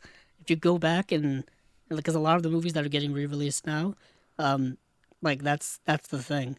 There was a movie by 88 Films that I just saw, Righting Wrongs, where it's not a cop that's taking the law into his own hands, it's an attorney taking law into his own hands. Yeah. And that's a movie that's coming out in September. So I was actually able to work that into the show without organically. Yeah, without kind really of incredible trying. how I just did that. But moving on from there, Steven, let's get to that's it.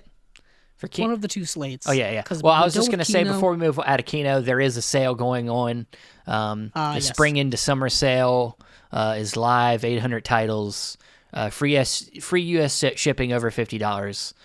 Sale ends on July 18th, so get in there. So that was still some time. Yeah. They do have actually a lot of good stuff in there. I don't know if you've taken a gander. Dude, I gotta keep you're too tempted. I gotta keep my eyes away. keep away. Yeah. All right. Keep away. Well, moving on from there. Second Sight. Where do you want to go?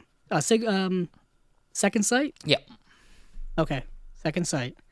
So, Steven, you want to go through the Second Sight? Sure. We got 3 releases from Second Sight. This, I believe, is going to be August releases. Sorry, August releases.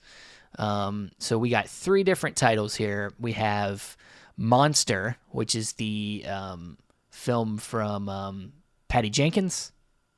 Am I thinking of the right female? Yes, the one with Charlize Theron and Winona Ryder? Yes, that's it. Which is a film we'll get in more into. We both seen that film, but great performance in that film from Charlize Theron. Oscar-winning performance. Then we have 2, I believe 2 Hammer films, maybe. Or maybe only one of them. Yes, they are. Are they both? Okay. The Mummy from, which year? I am off my game here. It's not. That's okay. It's not showing a year, but I I'll find out. I can look it up. It is from 1959. I think it's... The Mummy is... Okay, yeah. And then we also have Frankenstein and the Monster from Hell, which is from 1974. And that stars... They both have Peter Cushing in it. And I believe Christopher Lee... is Christopher Lee in Frankenstein from Monsters from Hell? No, he's in the Mummy, I know he's in actually. the Mummy, yeah. Yeah, he is the Mummy in... Yeah, I watched the Mummy. Yeah. Okay. I watched that movie years ago because I think it has a release here from Warner Brothers. Yes, it does have a release here from Warner Brothers from 2015, which is now out of print and going for an absurd amount of money on the third place market on Amazon. Good God. Well, that just stalled now. Oh, did it? Yeah. Well, I'm just saying with this release, why do they need to go? Whoever the person is on the Amazon Marketplace selling this for $119.68, you will not be getting $119. Yeah, you're about to get nothing for that now. I've seen this. I saw this was like a $10 Blu-ray for the longest time, like $10 to $15 at like FYE and places like that, because this was right around the time Warner Brothers was still releasing their archive or their catalog titles through the main line before they fully switched over to Warner Archive, which we mentioned when we had Matt Patterson. And he was working there at that time, and right before that they decided to switch everything over. So this is kind of the last of that crop. Like they put this out, they put a couple of Christopher Lee Dracula films out. They were putting out like all kind of other like stuff as well. That was like the atomic age sci-fi stuff they were putting out too. But so this has been around for years. So I saw this years ago. It's okay. I'm not a huge fan of it. Steven, what did you think? Yeah, it's fine. It's kind of fun. It's always fun to have these two actors in a movie together. But Christopher Lee, you don't see him. He's mostly just in a costume. He's acting with his eyes, more than anything, which is a fine exercise. I think Tom Hardy did that with Bane. True, and other films as well. Also, when it comes to kind of the Hammer versions of the classic Universal monsters, I always tend to gravitate towards Frankenstein and Dracula. Yeah. Because those Hammer horror films I thought are really good, or at least I watched them and had a good time watching them. The Mummy, I never felt like I could latch onto it in that way. The costume's pretty hilarious too, because it's almost you can tell that it's not like actual rolled up any rolled up material, and it's like a suit. It's just a suit that's together, But Frankenstein and the Monster from Hell, is that what it's called? Yes. Yeah. Is actually the last film in the Hammer horror Frankenstein series. So coincidentally for me personally, I had actually watched all of the ones up until this one, and this was actually the last one I needed to watch. Yeah. So I watched all of those films, and there's quite a few of them. And they're all loosely connected. That's the thing with the Hammer horror stuff, is they're loosely connected. Like you can watch any of them and I think be okay, but even like the early ones they continue right after the other ones have ended, and you're picking up with Dr. Frankenstein as Peter Cushing in some other location, like doing more of his stuff, doing what he does. I think part of the reason, reason that there's a lot of them loose connections is because I believe Terrence Fisher is the one that directed this. Yeah, he directed most of these. Yeah, so that's probably why. And that's why they're loosely connected, but they're not so connected to the fact that you would have to watch them sequentially. I just do that because that's my thing. Yeah. But this one was fine. I think it's they're not great films. I think the first couple of them are really, really good. Like Curse of Frankenstein, Revenge of Frankenstein are really good. But yeah, what is interesting is that David Prowse played the Frankenstein monster in this film. Oh, that's cool. And David Prowse, of course, was Darth Vader. The body of Darth Vader, yeah. The body of Darth Vader in the suit in Star Wars, which came out 3 years after this movie came out. For anyone, if you're a Star Wars fan, you've heard the takes with David Prowse using his voice as Darth Vader, and it's not the James Earl, not even close to the James Earl Jones voice at all. But what is interesting is that in The Curse of Frankenstein, the monster's played by Christopher Lee, who would of course be in Star Wars as well later on in the prequel trilogy. So, and of course Peter Cushing, it was in Star Wars too. A lot of Star Wars connections here at the time. It's crazy. But yeah, I kind of need to get this to complete the series. I actually need to get the rest of these movies. I think I only have The Curse of Frankenstein because Warner Archive finally put it out. That's the thing with Hammer Horror here in the U.S. It's in the hands of so many different companies that it's a pain to collect, these series together. In the U.K., it's a little bit different, and things are a little bit, confined. Granted, some people have some other ones. Like I think with The Revenge of Frankenstein is in one of the Hammer sets from Indicator. And of course, this is from Second Sight. Yeah. So obviously different companies, but still, their presentations in the UK are better than the ones we've gotten here for most of these movies. At least from what I understand. But that's a whole other ball of wax that I've gone down. But Monster, Stephen, is probably the film most people are familiar with. It is the film where Charlize Theron won her Oscar for back in 2003. She's portraying the real-life serial killer Eileen Wuornos, who was murdering people in Florida in the early to mid-90s, I believe. I believe that was the case. And I remember having to watch this movie for a Monsters in Film course that I took in college because she's the monster, I guess. They wanted to be very on the nose with that. Yeah. Right. And this is one of those performances, which is, of course, a great performance by Charlize Theron, but it's one of those where they physically changed her appearance so much that it plays into the whole thing where the Academy loves when actors physically change their appearance for a role. That's the one they nominate. That's the one they give awards to. We've seen it, for so long now in modern Oscar world. But Stephen, you've seen this film, have you? Oh yeah. It's one I had my time being obsessed with watching Oscar films, and this is one I got around to watch Charlize Theron's performance. It's great. And of course Patty Jenkins is the other reason I watched it too, is because she started kind of making her way out, and of course went on to do bigger movies. Oh yeah, and I was mistaken. It's not Winona Ryder. It's Christina Ricci who is in the film. Oh, okay. Bruce Starr is in the film as well. The Eileen Wuornos story is interesting. She was a sex worker who became a serial killer. Very interesting story. It is available to stream right now, probably in various places. I have the DVD actually. I think I bought the DVD not realizing that there was an actual Blu-ray release of it here yet.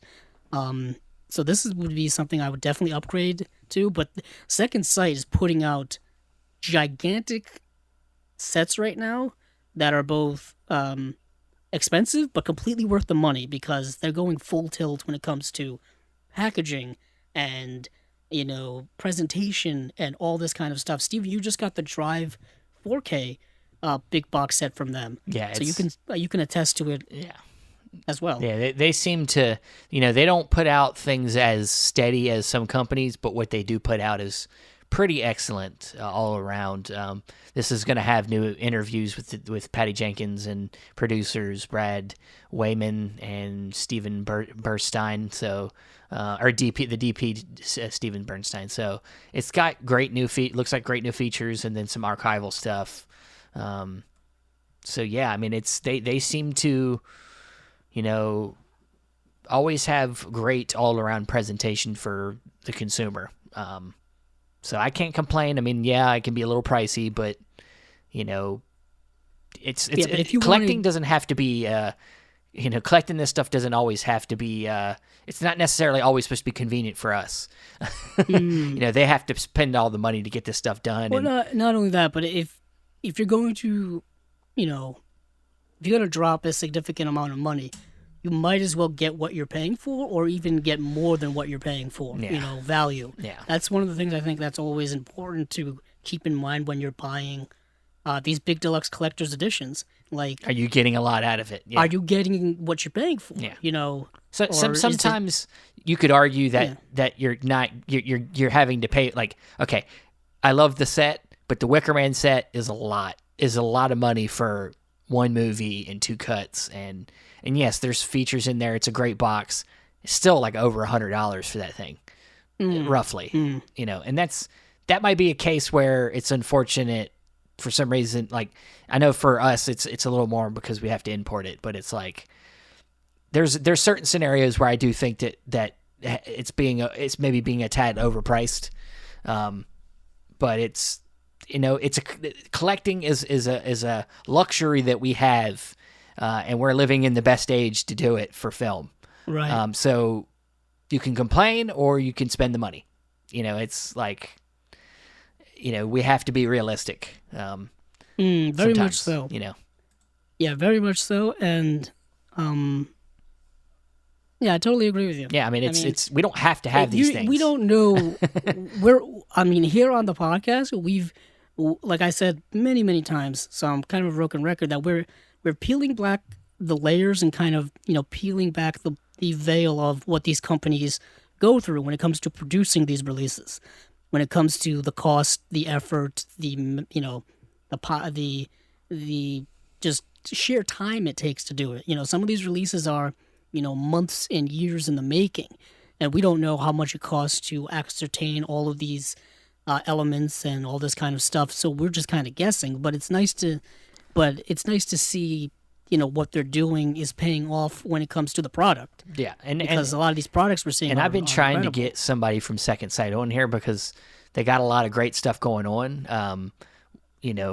Between what they've just put out and what they've been working on, whether the Dog Soldier's coming out soon or the, their new restoration of Texas Chainsaw Massacre, or their, talked about the Hitcher restoration coming out. Yeah. I mean, and a quick thing, Dog Soldiers just got pushed to the August. This slate for August too, yeah.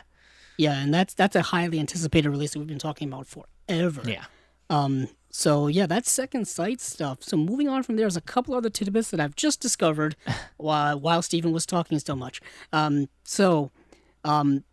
is a trilogy being released, the Oslo trilogy by Joachim Trier. And this was announced a little while ago, so we're a little late on this. This was announced probably about over a week ago. And this is 3 films by Joachim Trier, and this is being put out by Mubi at UK and Ireland, which is, I think, Mubi's Blu-ray distribution company, I want to say. I think they've put out definitely put out some Blu-rays. I know they put out a release of Lamb, that recent Lamb film. Oh, yes. So they've been putting out some stuff. With Noomi Rapace. Yeah. That movie is a trip. That movie is a trip. But this is, the 3 films in this set are Reprise, Oslo, August 31st, which came out in 2011, and then The Worst Person in the World, which just came out last year, 2021. The Blu-ray, I think, for Criterion is just about to come out, or just came out. Yeah. That movie is one of the best movies of 2021. It's one of the best movies last year, yeah, definitely. Yeah, it's an incredible film. But I'll say this, Oslo, August 31st is one of the saddest movies I've ever seen. Just an incredibly sad film. And it's a movie I watched years ago on a whim. I think it was because I saw Joachim Trier in the Criterion Closet or something like that. And I was like, I want to see more of this guy's work. I don't know why. That was just my mentality at the time.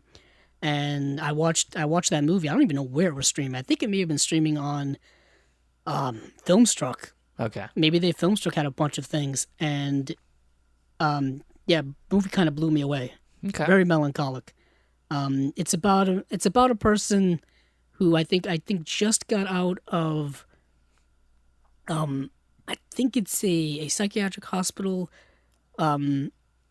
Yeah, no, he's a recovering drug addict. So he just left a treatment center, and he's like catching up with old friends and like living his life. But I don't want to get into it because it's kind of it kind of spoilerish. But let's just say it doesn't end, in a positive way. It's very existential. Yeah. I'm all about existentialism. It's an incredible film. Incredible. Finally getting a Blu-ray release because it's not gotten one ever. I don't think anywhere. Okay. But the only way to see it, I guess, is in this trilogy set, which you may not need if you get The Worst Person in the World Blu-ray from Criterion. So there's that. Hoping that there's an individual release for Oslo August 31st. But moving on from there, before we get to our final kind of slate, there was something else I wanted to bring up that I completely forgot about. But we probably won't get to it. So we'll move on to Arrow. All right.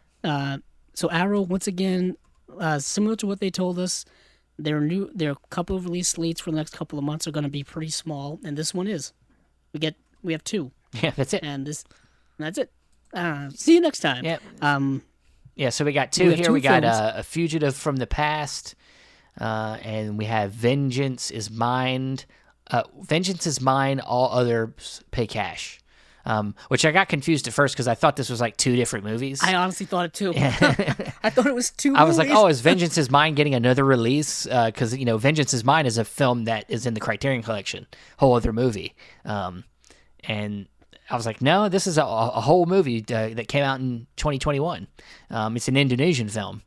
You can actually watch it on Netflix. It's not yeah, it's streaming right now as of this release. Yeah. So, did you get to watch both of these or just one? Okay, so I watched probably about half of Fugitive from the Past because it is like 3 hours long. So, yeah, for those of you who are interested, A Fugitive from the Past is a Japanese film by Tomo Uchida from 1965. It is 3 hours long. Yeah.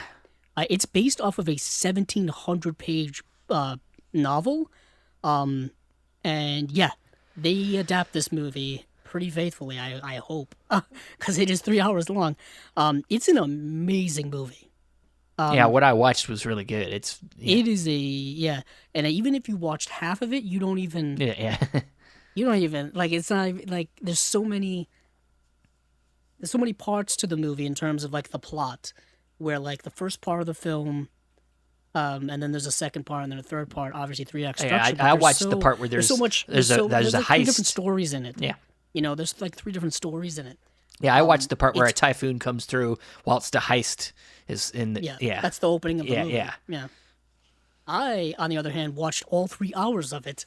Not the easiest film to track down to watch, so thank goodness somebody's putting this out on Blu-ray, and thank goodness somebody's putting it out in, good quality, because this is when you're sitting down to watch a 3-hour film, you want to hope it's in good quality. I don't know any of Tomo Uchida's work at all. Like, I don't think I've ever seen any of his other films other than this one, and it makes me want to see more of his stuff. So, it's, like Steven said, the movie starts off, without giving anything away, where there's this robbery that happens during, like, I think, like a typhoon or a hurricane or a tsunami, something like that.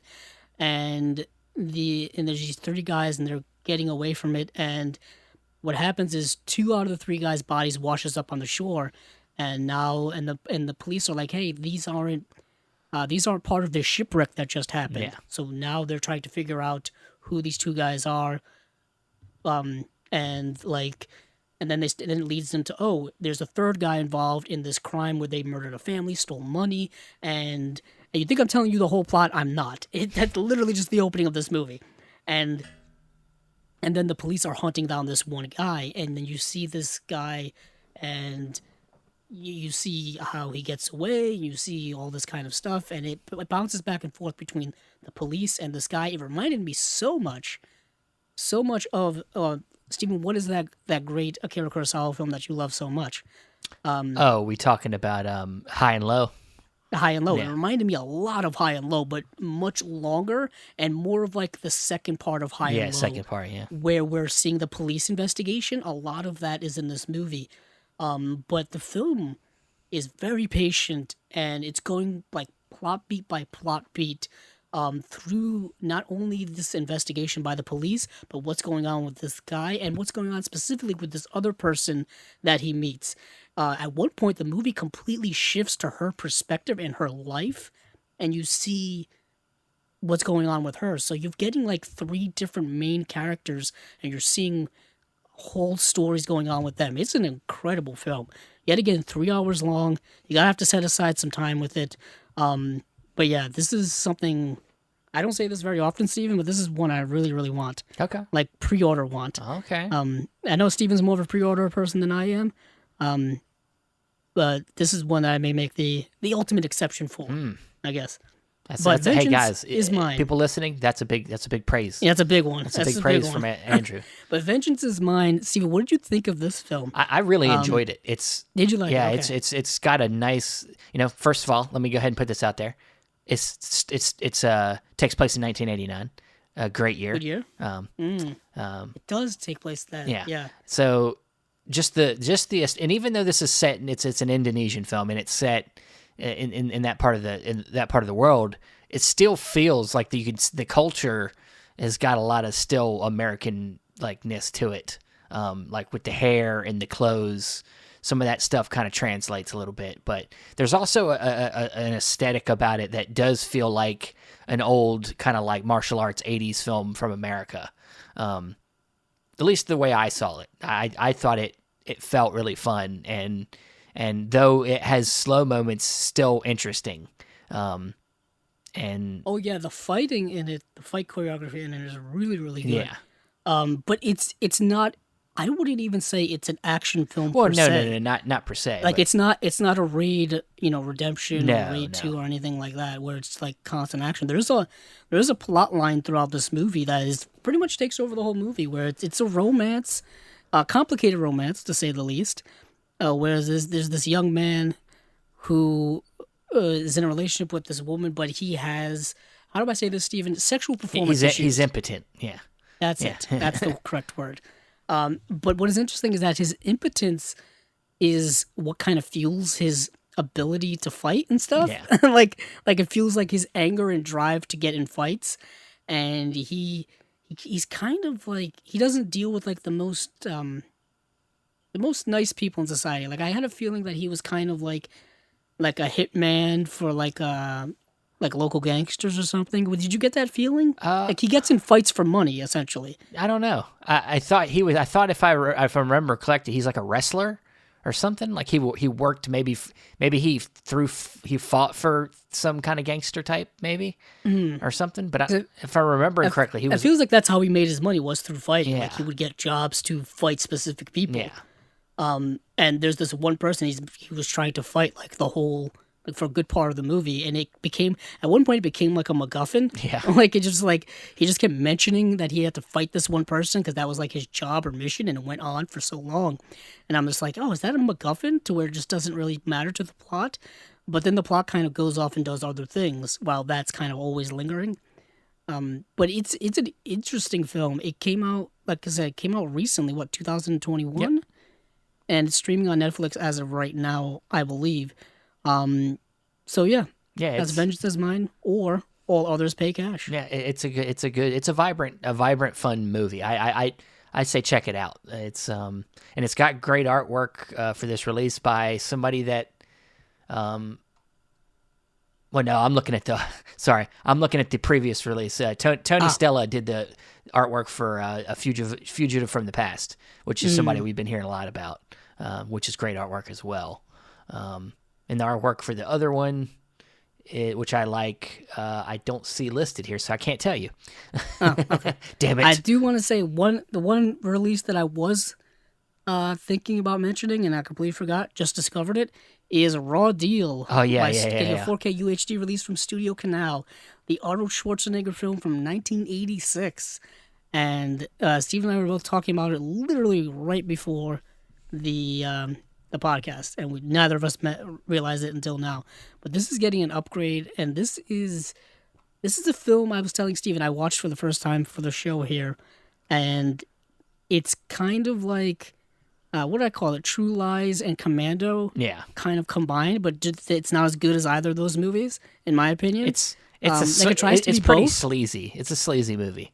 Arnold Schwarzenegger is this ex-cop. He's now a chief in a small town, but he needs to get called back into some type of secret duty by the FBI or some nonsense to infiltrate this criminal organization.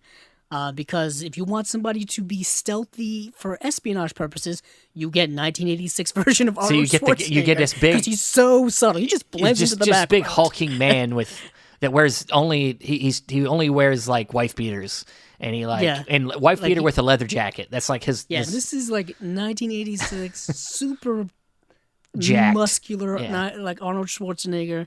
Like he's gonna stick out like a sore thumb, and of course he does. So he has to infiltrate this criminal organization because they did some nefarious stuff like criminals do, and kind of the action and stuff kind of goes on from there. You pretty much reach one point where you get to the climax of the movie where he's like, "Screw it, I'm just gonna beat the crap out of people," and there you go. Yeah, and it turns into the climax of Commando. It's not a great movie. It's not a great movie. I could possibly buy this out of just nostalgicness for me because I grew up watching this movie for some reason. It's because I love Schwarzenegger, so I always was watching. This was in our VHS collection along with like.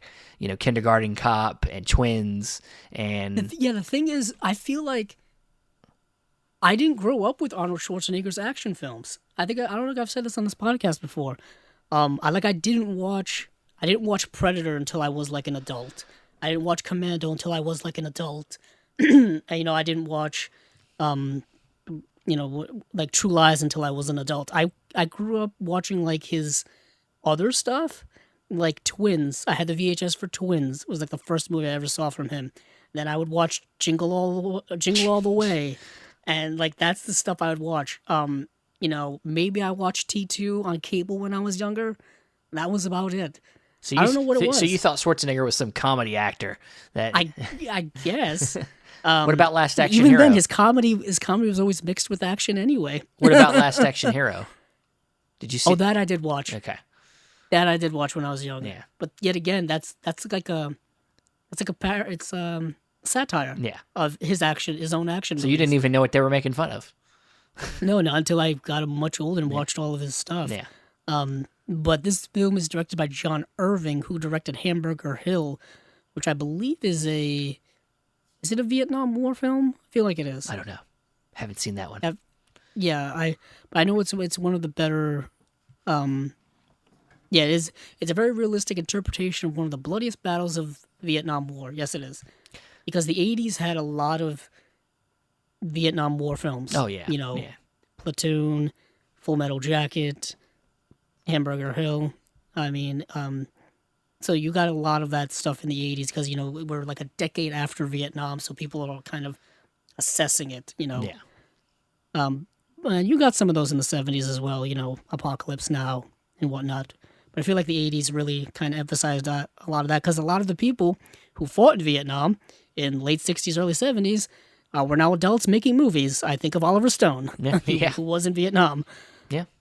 Yep, definitely. So I think that's pretty much everything, Steven. Yeah, with Raw Deal, I told Andrew the only thing I can ever really remember about this movie is the opening scene where he comes home and his wife's like baking in the quick kitchen. She's also been drinking, and so she gets upset at him for some reason and like throws the cake at him, and he then says the line, "You should never drink and bake," and I'm just like, okay, hilarious. Yeah, so it's not one of his great action movies, but if you're a big fan of Schwarzenegger, which I am, I love a good Schwarzenegger film. You might want to collect this just out of nostalgia purposes. So, I think that's it for this week. Anything else? Anything else that you just picked up while I was talking? No, nothing at all. Okay. Everything's good to go. All right. We are all caught up for the most part. For the most part. We never talk about everything here, but we try to talk about as much as interests us and as much as we've seen. We don't want to just talk about things we haven't seen all the time. We try to only talk about things that we might have actually something to say. All right. Well, Andrew, where can you be found? You can find me on Twitter at Capzilla06, as well as our YouTube channel, Chasing Labels. And you can find me on Facebook at Stephen Billings. You can find me also at the other Chasing Labels pages, whether it be our Instagram at Chasing Labels Pod or our Twitter at Chasing Labels. You can also find me at my Letterboxd if you want. And you can also find us both at the Facebook group page. Not that there is a page that's just Chasing Labels, and you can like that, that's fine. But there is a group that you can join that has a lot of other Chasing Label lights, as I call them. Is that what you call them? I don't know. I was kind of thinking of calling them chasers. Chasers is fine too. Movie chasers. Yeah. Chasers are cool too. Whatever anybody wants to come up with, but a bunch of other chasers in there talking boutique labels and talking about the podcast and whatnot. So please go join that group and get involved. And so you can find the audio for the podcast on Podbean, Apple Podcasts, Stitcher, Spotify, and other places. Thanks again for listening, and hey, keep on watching them movies. I know I will.